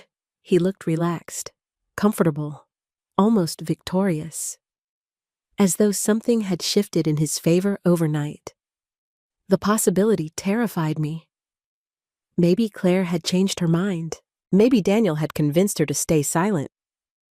Maybe she wasn't coming at all. The hearing moved forward. Financial evidence was discussed. Documentation was reviewed. Arguments were presented. And still, Claire did not appear. Hour after hour passed. My anxiety became almost unbearable. Then shortly after noon, Melissa stood. Your Honor, we would like to call Claire Bennett. The room immediately grew quieter. Every eye shifted toward the courtroom entrance. Nothing happened. No movement. No opening door. Nothing. My heart sank. Melissa remained standing, waiting. Still nothing. The silence felt endless. Then suddenly, the courtroom doors opened. A woman stepped inside. For one brief moment, I barely recognized her. Claire looked exhausted, pale, tired. But she was there, and judging by Daniel's reaction, her appearance was the last thing he expected. The color disappeared from his face instantly. I had seen Daniel angry. I had seen him arrogant. I had seen him dismissive. I had never seen him afraid. Until that moment. Claire slowly walked toward the witness stand. The entire courtroom watched. Even Judge Hale seemed aware that something important was about to happen. After taking her oath, Claire sat down. Her hands trembled slightly, yet her voice remained steady. Melissa began with simple questions. Employment history, job responsibilities, length of service, basic facts. Claire answered calmly, professionally, credibly. Then the real questioning began. Did you have regular access to company records? Yes. Were you involved in administrative financial processes? Yes. Did you observe transactions that concerned you? Claire looked directly at the judge. Yes. The room became noticeably quieter. Melissa carefully introduced the documents Claire had provided. Emails, transfer records, internal communications. One by one, methodically, patiently, each piece strengthened our case. Then Stephen Walsh rose for cross-examination. The attack came immediately, predictably. Miss Bennett, are you a disgruntled employee? No. Were you recently disciplined? No. Do you dislike Daniel Spencer? Claire didn't hesitate. No. The answer seemed to surprise him. Walsh adjusted his strategy. Then why are you testifying against him? For the first time, Claire looked directly at Daniel. Several seconds passed. Then she answered. Because the truth matters. The courtroom fell silent. Even Walsh seemed momentarily caught off guard. He quickly recovered. You expect this court to believe your version of events? Claire remained calm. I expect the court to review the evidence. Perfect answer. Melissa's expression didn't change, but I could see satisfaction in her eyes. Then came the moment that changed everything. Melissa approached the witness stand once more. Claire, did Mr. Spencer ever discuss his wife in your presence? The question immediately captured everyone's attention. Claire nodded. Many times. Daniel shifted in his seat. The movement didn't go unnoticed. Melissa continued. Did you ever record those conversations? Yes. Stephen Walsh immediately objected. The judge reviewed the matter. After several tense minutes, permission was granted to proceed. My heart pounded. Claire handed over the recordings. One was selected. The same recording I had already heard. The courtroom speakers crackled. Then Daniel's voice filled the room. Clear, confident, unmistakable. No judge is going to believe an old housewife over me. The words echoed throughout the courtroom. Nobody moved. Nobody spoke. The silence afterward felt enormous. Daniel stared straight ahead. His jaw tightened. His confidence visibly weakened. And yet, that wasn't even the most damaging evidence. Because Claire wasn't finished, Melissa approached again. Claire, throughout these proceedings, many people have assumed you were personally involved with Mr. Spencer. I froze. The entire room seemed to freeze with me. This was it. The question everyone secretly wanted answered. Claire took a slow breath. Then she answered clearly. No. The word landed like a hammer. No. Melissa nodded. Were you ever romantically involved with Daniel Spencer? No. The answer came without hesitation, without uncertainty, without fear. No. A murmur spread through the courtroom. People exchanged glances, whispered, reacted. Years of assumptions suddenly collapsed. Everything I had believed, everything everyone had believed, wrong, completely wrong. Then Melissa asked the final question. If not you, was there another woman? The room became perfectly silent. I could hear my own heartbeat. Claire looked toward Daniel. For the first time, genuine fear appeared in her eyes. Not fear for herself, fear of what would happen next. Then she spoke, quietly, clearly, and directly into the official court record. Yes. My breath caught. The entire courtroom seemed to lean forward. Melissa's next words arrived slowly, carefully. What was her name? Daniel suddenly stood. Objection. The force of his reaction startled everyone. Too late, much too late, because Claire had already decided, after months of silence, months of fear, months of carrying the truth alone, she was finally ready to say it. And the name she was about to reveal would destroy far more than Daniel's defense. It would destroy his entire carefully constructed lie. The courtroom seemed frozen in time. Daniel was still standing. His face had lost all color. For the first time since the divorce began, he no longer looked like a powerful businessman controlling the situation. He looked like a man watching his carefully constructed world collapse. Objection, he repeated. His voice sounded sharper this time, more desperate. Judge Hale looked directly at him. Mr. Spencer, sit down. Daniel remained standing for another moment, then slowly he lowered himself into his chair. The damage had already been done. Everyone in the room knew it. Claire sat quietly in the witness box. Melissa stood beside her. Neither woman appeared intimidated anymore, and somehow, seeing them together filled me with strength. For months, Daniel had controlled the narrative. For months, he had controlled the story. Now he was losing that control. Melissa spoke calmly. "Miss Bennett, please answer the question." The silence that followed felt endless. Then Claire finally spoke. "Her name is Vanessa Carter." The reaction was immediate. Whispers erupted throughout the courtroom. People exchanged confused looks. The name meant nothing to most of them, but not to everyone. Because the moment I heard it, I noticed someone else react. Lauren, my daughter-in-law. Until that moment, she had remained relatively calm throughout the proceedings.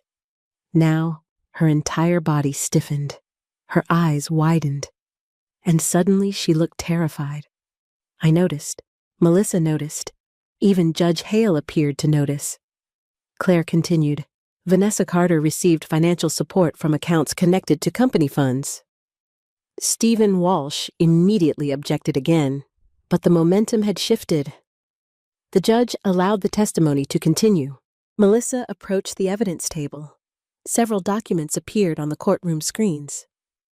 Transfer records, account summaries, payment histories. One by one, the information painted a troubling picture. Luxury apartment payments, vehicle expenses, credit card charges, large deposits. Everything connected back to Vanessa Carter. The amounts were substantial. Far too substantial to dismiss as coincidence. Far too substantial to explain away easily. I turned toward Daniel. He stared at the screens without expression. But his hands were clenched tightly. The confidence that had defined him throughout the divorce was disappearing. Slowly, painfully, publicly. Then Melissa asked another question. "Miss Bennett, how did you first become aware of Vanessa Carter?" Claire swallowed, then answered. "Through Daniel." The courtroom became quiet again. "He discussed her frequently." "How?" Claire hesitated, not because she was uncertain, because she seemed embarrassed. "He was proud of her." The answer hit me harder than I expected. Proud. The word felt strangely personal. More personal than affair. More personal than betrayal. Because it suggested emotional investment. A relationship. A future. Something beyond casual dishonesty. Claire continued. "He talked about her as if she understood him." The statement made my stomach twist. For years, I had stood beside Daniel, supported him, protected him, believed in him. And apparently somewhere along the way, he decided another woman understood him better. The pain was sharp, but strangely different now. Not devastating, not crushing. Because something inside me had already begun changing. The truth no longer surprised me. It only confirmed what I already knew. Daniel wasn't the man I thought he was. The bigger shock arrived moments later. Melissa displayed another document, a series of text messages, carefully authenticated, carefully preserved. Messages connecting Vanessa Carter to someone else. Someone sitting inside the courtroom. Lauren. My breath caught immediately. The room erupted into whispers again. Lauren's face turned pale. Beside her, Ethan looked confused, then concerned, then horrified. I stared at the screen, again and again, hoping I was somehow misunderstanding. I wasn't. Vanessa and Lauren knew each other, not casually, not professionally. Personally, very personally. Friends? Close friends. The realization hit like a physical blow. Melissa's voice remained calm. "Mrs. Spencer," she was addressing Lauren, "are you acquainted with Vanessa Carter?" Stephen Walsh objected immediately, but the damage was already spreading. Everyone had seen the messages. Everyone had seen the names. Everyone had seen the dates. Lauren looked trapped. For several painful seconds, she couldn't speak. Finally, she nodded. "Yes." The answer barely escaped her lips. The courtroom became even quieter. Melissa continued. "How long have you known her?" Lauren looked toward Ethan, then toward Daniel, then down at her hands. A few years. A few years. Long enough. Far too long. I felt my chest tightening. Questions raced through my mind. How much did Lauren know? When did she know it? Why hadn't she said anything? Then came the question nobody wanted answered. Melissa asked it anyway. Did Ethan Spencer know about Vanessa Carter? The room seemed to stop breathing. Every eye shifted toward my son. My son. The little boy whose homework I had helped with. The teenager whose football games I never missed. The man I had spent my life loving. Ethan looked stunned, cornered, broken. For several moments he said nothing. Then he lowered his head. And that was answer enough.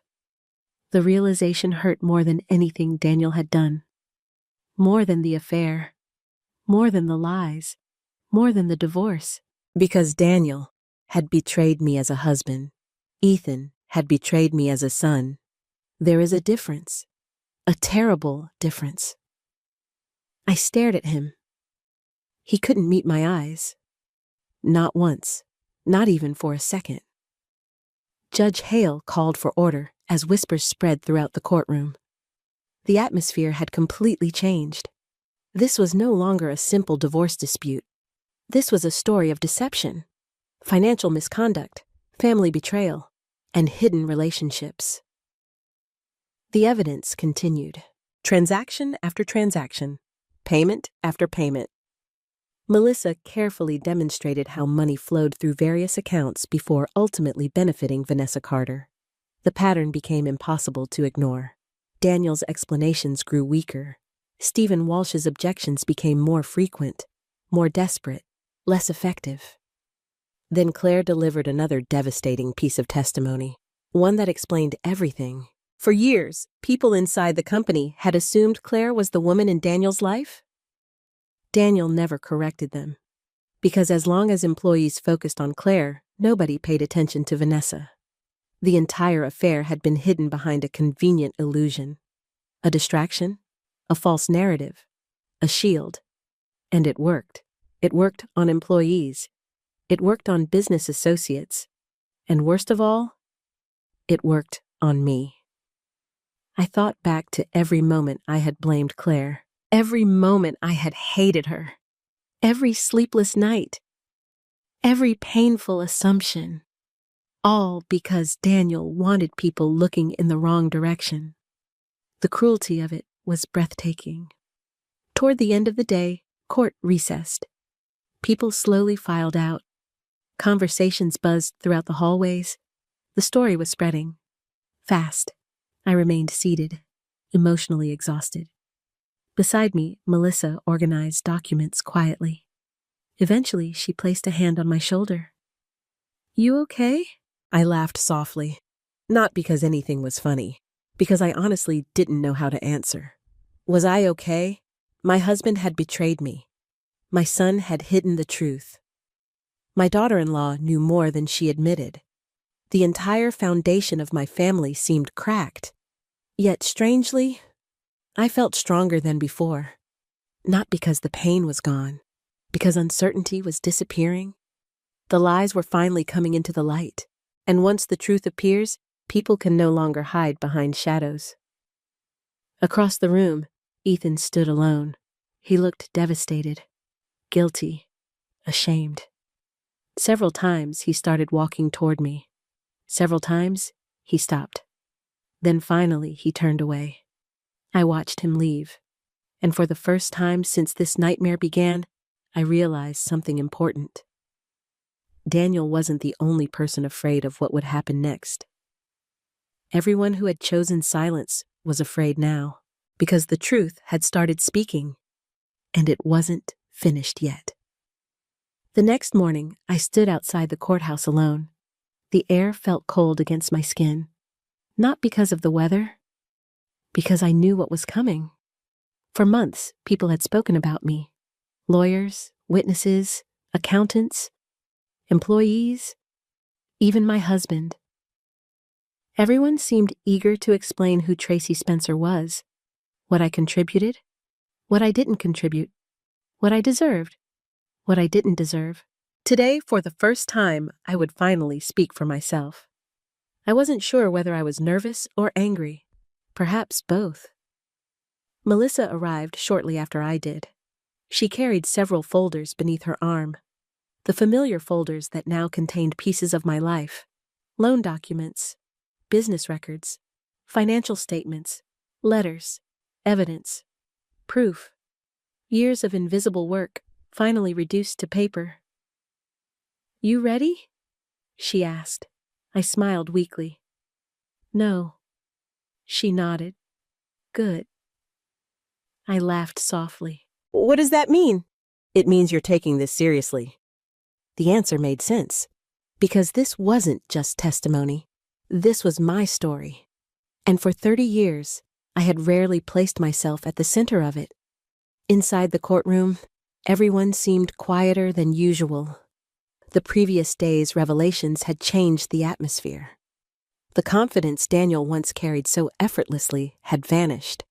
Even Stephen Walsh appeared more cautious, more defensive, more aware of the growing problems surrounding his client. When proceedings began, Melissa stood. "Your Honor, we would like to call Tracy Spencer." My heart immediately accelerated. I slowly walked toward the witness stand. Every step felt heavier than the last. After taking the oath, I sat down.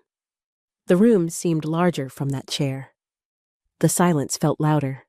Judge Hale looked at me kindly, a small gesture, but one I appreciated. Melissa approached. Her voice remained calm, professional, supportive. "Mrs. Spencer, how long were you married to Daniel Spencer?" 30 years. The answer sounded strange aloud. 30 years. An entire lifetime. Melissa nodded. "Could you describe the early years of the marriage?" And just like that, I began. I spoke about the small apartment, the long work hours, the financial struggles, the dreams, the sacrifices. I spoke about meeting Daniel when neither of us had money, when success was nothing more than a distant hope. I described the early days of the company.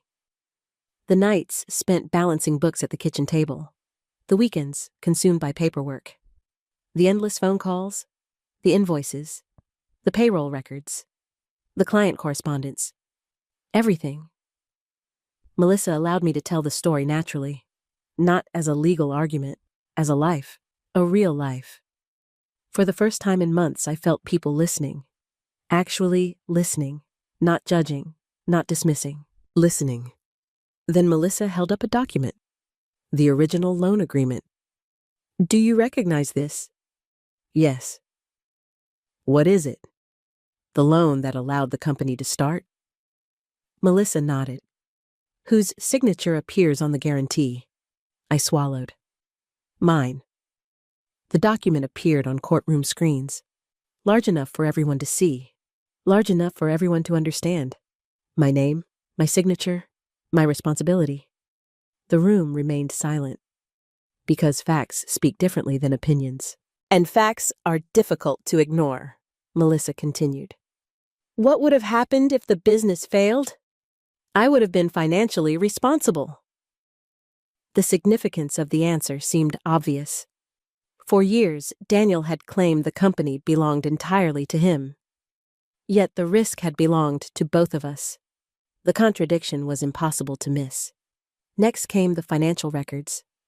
Then the business correspondence. Then years of documentation showing my involvement, one by one, patiently, methodically. The picture became clearer, not because Melissa exaggerated, because she didn't. She simply showed the truth. Then she asked a question I hadn't expected. "Did you ever sacrifice professional opportunities for your family or the company?" The answer came immediately. Yes. I thought of promotions, career advancements, training opportunities, job offers, choices I never regretted at the time. Because I believed we were building something together. I turned down several opportunities. Why? Because Daniel needed help. The words sounded almost surreal now. How many times had I placed his dreams ahead of my own? How many times had I convinced myself that partnership meant sacrifice? The answer was probably too many. Melissa nodded. Then she stepped back. The next phase of testimony felt different, more personal, more painful. What changed? The question hung in the air. For several seconds I couldn't answer, not because I didn't know, because the truth hurt. Eventually I spoke. Success changed him. The room remained silent. He became embarrassed by me. I glanced toward Daniel. For the first time, he looked away. He stopped treating me like a partner. He stopped treating me like an equal. He stopped treating me like a wife. The words felt heavy, but freeing, because they were true. Melissa carefully guided me through the anniversary dinner, the humiliation, the comments, the restaurant, the moment Daniel called me replaceable. Several people in the courtroom visibly reacted. Even after hearing the recordings, the story carried emotional weight. Because cruelty sounds different when described by the person who lived through it. Then came cross-examination. Stephen Walsh stood slowly. His expression remained professional, but his confidence was noticeably weaker than before. He approached carefully, almost cautiously. For a while, the questions focused on technical details. Dates, documents, processes, nothing unexpected. Then he changed direction. Mrs. Spencer, isn't it true that your husband was the primary operator of the business? I nodded. Yes. The answer surprised him, because it was honest. He managed daily operations. Yes. He secured clients. Yes. The attorney seemed encouraged. Then he asked the question he thought would help his case.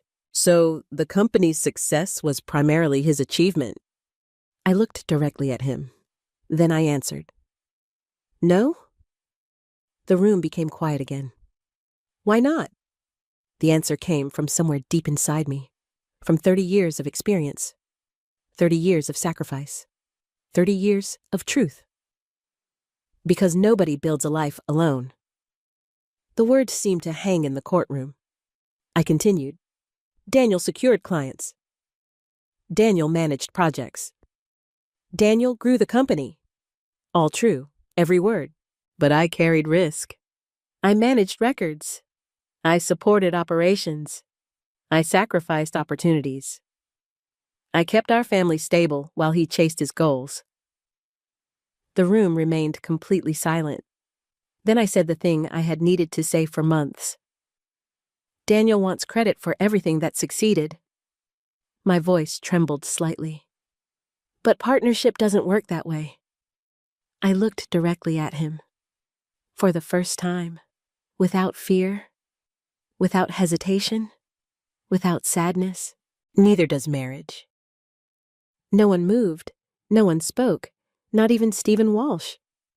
Because sometimes truth doesn't require embellishment. Sometimes truth stands perfectly well on its own. Melissa called one final piece of evidence, the old letter, the one I found in the basement, the one Daniel wrote decades earlier. She handed it to the court, then asked permission to read it aloud. As the words filled the room, I watched Daniel's face. I watched him hear his younger self, the version of himself that once appreciated me, the version that once understood partnership.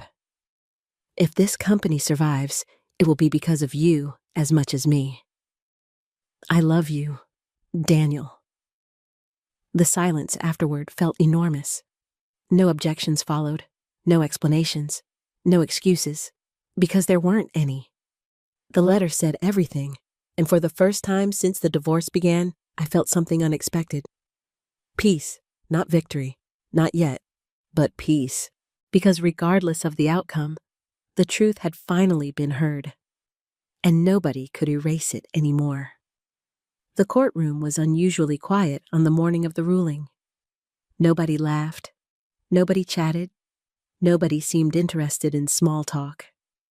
After weeks of testimony, evidence, revelations, and emotional wounds, everyone understood that this would be the day everything changed. I sat beside Melissa Grant near the front of the courtroom. My hands rested quietly in my lap. Surprisingly, I wasn't nervous anymore. Exhausted, absolutely. Emotionally drained, without question. But nervous, no. Somewhere along the way, something had shifted inside me. When this process began, I was terrified of losing everything. My marriage, my home, my security, my family. Now I understood that most of those things had already been lost long before the divorce papers arrived. The only thing left to recover was myself. Across the room sat Daniel. For the first time in 30 years, I looked at him without searching for the man I once loved.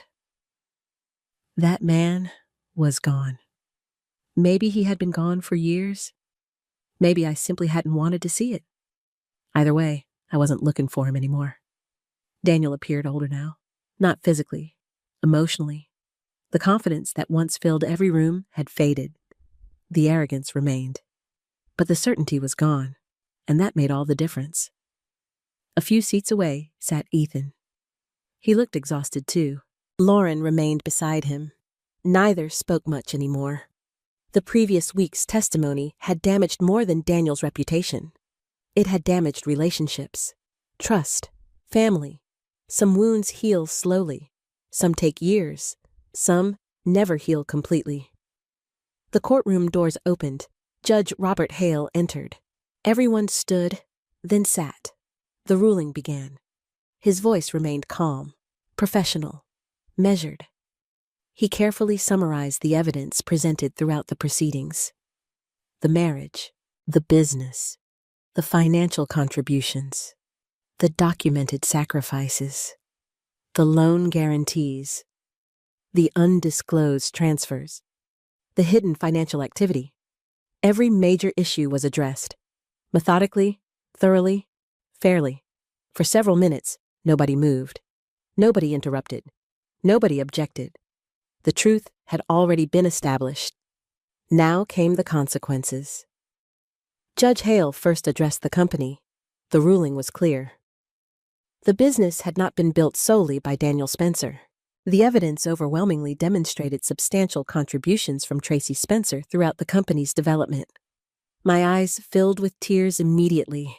Not because of money, not because of ownership, because someone had finally acknowledged reality. Someone had finally said publicly what Daniel spent months denying. I mattered. My work mattered. My sacrifices mattered. The judge continued. Asset division would reflect those contributions. The marital estate would be divided accordingly. Several specific financial awards followed. The house, investment accounts, retirement assets, ownership interests. The details blurred together. I barely heard them, because at that moment, something far more important had already happened. My life had been recognized. Officially, legally, publicly. Across the room, Daniel sat motionless. His expression remained difficult to read, yet the tension in his jaw revealed everything. He knew. The outcome wasn't what he expected. Then Judge Hale addressed another issue. The hidden financial activity. The room immediately became still again. The judge carefully explained that evidence presented during proceedings raised serious concerns regarding disclosure obligations. Several accounts appeared improperly reported. Several transfers appeared questionable. Additional review would be necessary. The exact legal consequences would be determined elsewhere. But the message was obvious. Daniel's problems were no longer limited to divorce court. For the first time, I saw genuine fear cross his face. Not embarrassment, not frustration. Fear. Real fear. The type that appears when consequences finally become unavoidable. When the ruling concluded, Judge Hale offered one final observation. One I would never forget. Marriage is not measured only by income.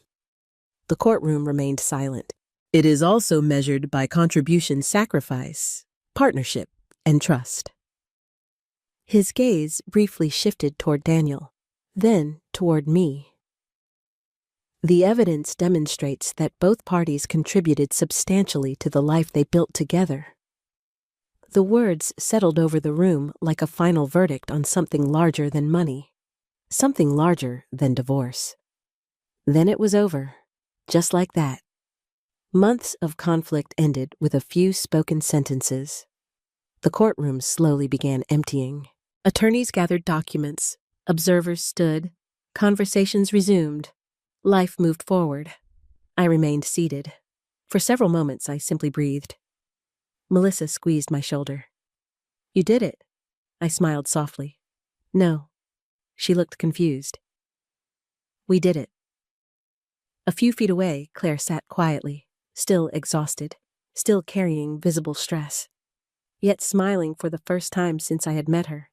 Without her courage, none of this would have happened. Without her testimony, the truth might never have surfaced. I stood and walked toward her. For a moment, neither of us spoke. Then I hugged her. A real hug. The kind shared between people who survive something together. "Thank you." Claire's eyes immediately filled with tears. "You don't have to thank me." "Yes," I said softly. "I do." Because sometimes courage deserves acknowledgement. And Claire had been courageous. As we separated, I noticed movement behind me. Daniel. My body immediately tensed. For a brief moment, old habits returned. Years of emotional conditioning, years of putting his feelings first. Then I remembered. I didn't have to do that anymore. Daniel stopped several feet away. For the first time in months, we stood alone. No lawyers, no witnesses, no judge. Just us. The way it should have been from the beginning. He looked older than ever, smaller somehow. Not physically, emotionally. The illusion surrounding him had finally broken. "Tracy." His voice sounded unfamiliar, almost vulnerable. I waited. For several seconds he struggled to find words. Eventually he did. "You didn't have to do this." The statement stunned me, not because it was surprising, because it perfectly captured who Daniel had become. Even now, even after everything, he still believed he was the victim. I looked at him quietly. "Do what?" His eyes shifted away. "Destroy everything." For a moment, I simply stared at him. Then something unexpected happened. I stopped feeling angry. The resentment, the bitterness, the rage, all of it seemed strangely distant. Because standing before me wasn't a powerful man, wasn't a successful businessman, wasn't the husband who once controlled my emotions.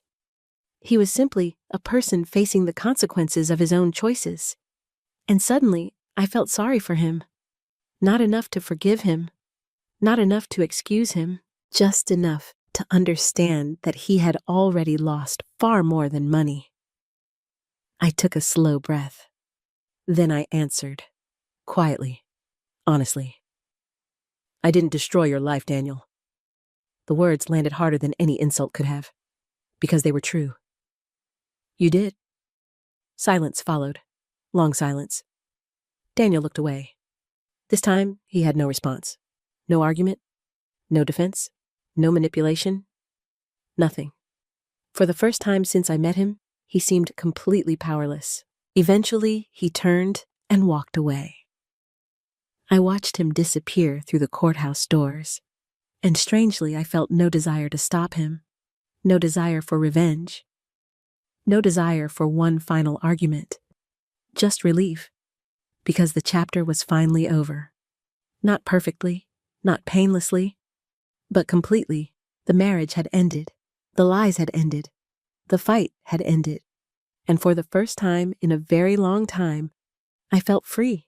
6 months after the divorce was finalized, I stood in front of a building I never imagined I would own. It wasn't a mansion. It wasn't an office tower. It wasn't anything particularly impressive from the outside. Just a modest brick building on a quiet street in Columbus. But to me, it represented something priceless, a new beginning. The sign above the door read, Second Chapter Women's Resource Center. The name made me smile every time I saw it, because that was exactly what this season of my life had become. A second chapter, not an ending, not a failure, a beginning. If someone had told me a year earlier that I would be standing there divorced at 58 and launching a nonprofit organization, I would have laughed. Not because I lacked ambition, because I never imagined my life would change so dramatically.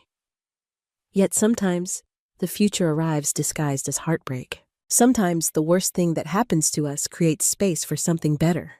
That was certainly true for me.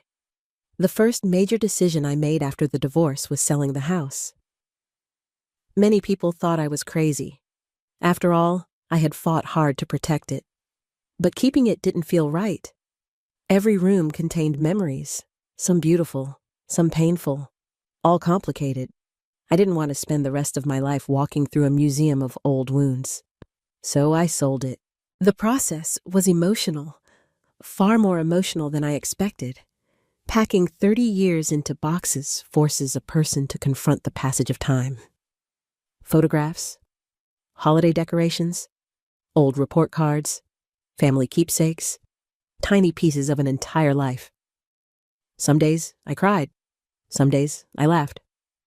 Some days I did both. But when the final box left the house, I felt something unexpected. Relief. Not because the memories disappeared, because they no longer owned me. After the sale, I purchased a smaller home closer to downtown. Simple, comfortable, peaceful. For the first time in decades, every decision belonged entirely to me. The furniture, the decorations, the schedule, the future, everything. The freedom felt strange at first, then wonderful. The idea for the resource center came from a conversation with Claire. A few weeks after the trial ended, we met for coffee. By then, our relationship had transformed completely. The woman I once blamed for destroying my marriage had become one of my closest friends. Life has a strange sense of humor. As we talked, Claire shared stories from women she knew. Women abandoned after divorce. Women forced to rebuild later in life. Women who felt invisible, forgotten, powerless. The story sounded familiar because I had been one of those women. Eventually, I realized something important. The legal victory mattered. The financial settlement mattered. But what mattered most was helping other women understand their value before someone tried to take it away. That's how the idea began. Small workshops, support groups, financial education, career resources. Nothing extravagant, just practical help, real help. The kind of help I wish I had received during the darkest months of my life. Claire became involved almost immediately. She handled administrative operations, organized events, managed outreach programs. Her experience proved invaluable. More importantly, her heart was in the work, because she understood something many people didn't. Survival changes you, and helping others heal can become part of your own healing. Watching her rebuild her confidence became one of the greatest joys of my new life. The woman who once feared speaking against Daniel now stood confidently in front of groups of women sharing her story. Every time I saw it, I felt proud of her. Around that same time, another difficult conversation finally happened. Ethan called. For months after the trial, our relationship remained distant, polite, careful, painfully incomplete. Neither of us seemed to know how to bridge the gap. Then one Sunday afternoon, he asked if we could meet. I agreed. We met at a small park near my house. The same park where I used to take him when he was a child. Somehow that felt appropriate. The moment I saw him, I noticed how tired he looked. Not physically, emotionally. The guilt had been weighing on him for a long time. For several minutes, neither of us spoke. Then he finally broke the silence. I'm sorry. 3 words, simple words, but honest ones. I looked at my son, really looked at him, and for the first time since the trial, I saw not the man who had disappointed me, I saw the boy I had raised, flawed, confused, human. I know. His eyes filled with tears. I should have said something. I nodded. Yes. The honesty seemed to surprise him. Perhaps he expected immediate forgiveness. Perhaps he feared complete rejection. Instead, I offered something more complicated. The truth. You hurt me. His shoulders dropped. I know. No, Ethan. My voice remained calm. You really hurt me. The tears finally came. For both of us. The conversation lasted nearly 2 hours. It wasn't easy. It wasn't magical. It didn't erase everything. But it was real. And sometimes, real is enough. Eventually, I forgave him. Not because he deserved it. Because carrying resentment was exhausting. Forgiveness, however, did not mean forgetting. I established boundaries. Healthy boundaries. Necessary boundaries. For the first time in my life, I understood the difference. And surprisingly, our relationship became stronger because of it. As for Daniel, I heard occasional updates through mutual acquaintances. The financial investigations continued. Several business problems emerged. Some of his professional relationships deteriorated. The consequences were significant. Yet I rarely thought about him anymore. Not because I hated him, because he no longer occupied space in my future. That chapter was over. One afternoon, nearly a year after our divorce, I found myself standing alone inside the resource center after everyone had gone home. The building was quiet, peaceful. Sunlight streamed through the windows. I looked around at everything we had created, the workshops, the support programs, the women whose lives had changed, the friendships that formed, the confidence rebuilt, the hope restored. And suddenly I remembered something. The restaurant, the anniversary dinner, the words that had shattered my heart. Anyone can be replaced. I stood there smiling, not because the memory no longer hurt, because I finally understood how wrong Daniel had been. For months after hearing those words, I believed they defined me. Now I understood they only revealed him. People are not replaceable, not the ones who love deeply, not the ones who sacrifice, not the ones who build families, not the ones who stand beside others during difficult years. The truth is that those people are rare, and rare things are valuable. As I locked the front door that evening, another realization settled into my heart. Daniel had spent months trying to convince the world that I was replaceable. In the end, the opposite turned out to be true. The person who disappeared from my life wasn't me. It was him. I rebuilt. I healed. I moved forward. I found purpose. I found peace. I found myself. And in the life I created afterward, there was no longer a place for the man who once believed I could be replaced. Because the person who became unnecessary wasn't Tracy Spencer, it was Daniel. And that more than any courtroom victory was the greatest justice of all. If there's one lesson I learned from this journey, it's that your value does not decrease simply because someone fails to appreciate it. For years, I allowed my identity to become attached to my marriage.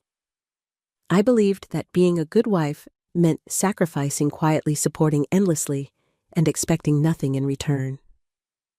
There is beauty in love and sacrifice, but there is danger in losing yourself completely inside another person's dreams. The truth is that many women spend decades building families, supporting careers, raising children, and holding everything together behind the scenes.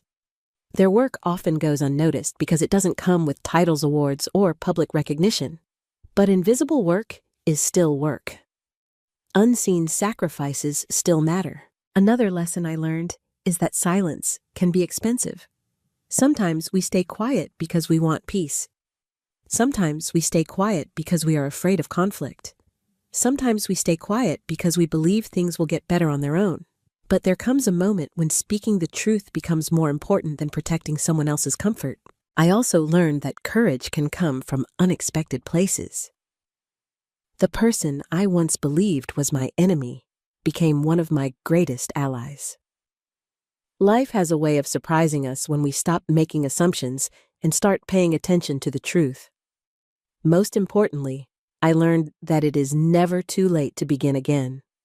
Whether you're 58, 68, or 88, your story is not over until you decide it is. A painful ending can become the first chapter of something beautiful. No matter what someone has called you, no matter how many times you've been underestimated, dismissed, or taken for granted, never let another person define your worth. You already have value. You always did. Thank you for staying with me until the end of this story. Have you ever been underestimated by someone you loved? Have you ever had to rebuild your life after betrayal, divorce, or disappointment? I'd love to hear your story in the comments. If this story touched your heart, please take a moment to like this video and subscribe to the channel. Your support helps us continue sharing stories of strength, resilience, and hope. And before you go, tell me where you're watching from and what time it is in your part of the world. I truly enjoy reading every comment and connecting with viewers from around the globe. Remember, your value is not determined by the people who fail to see it,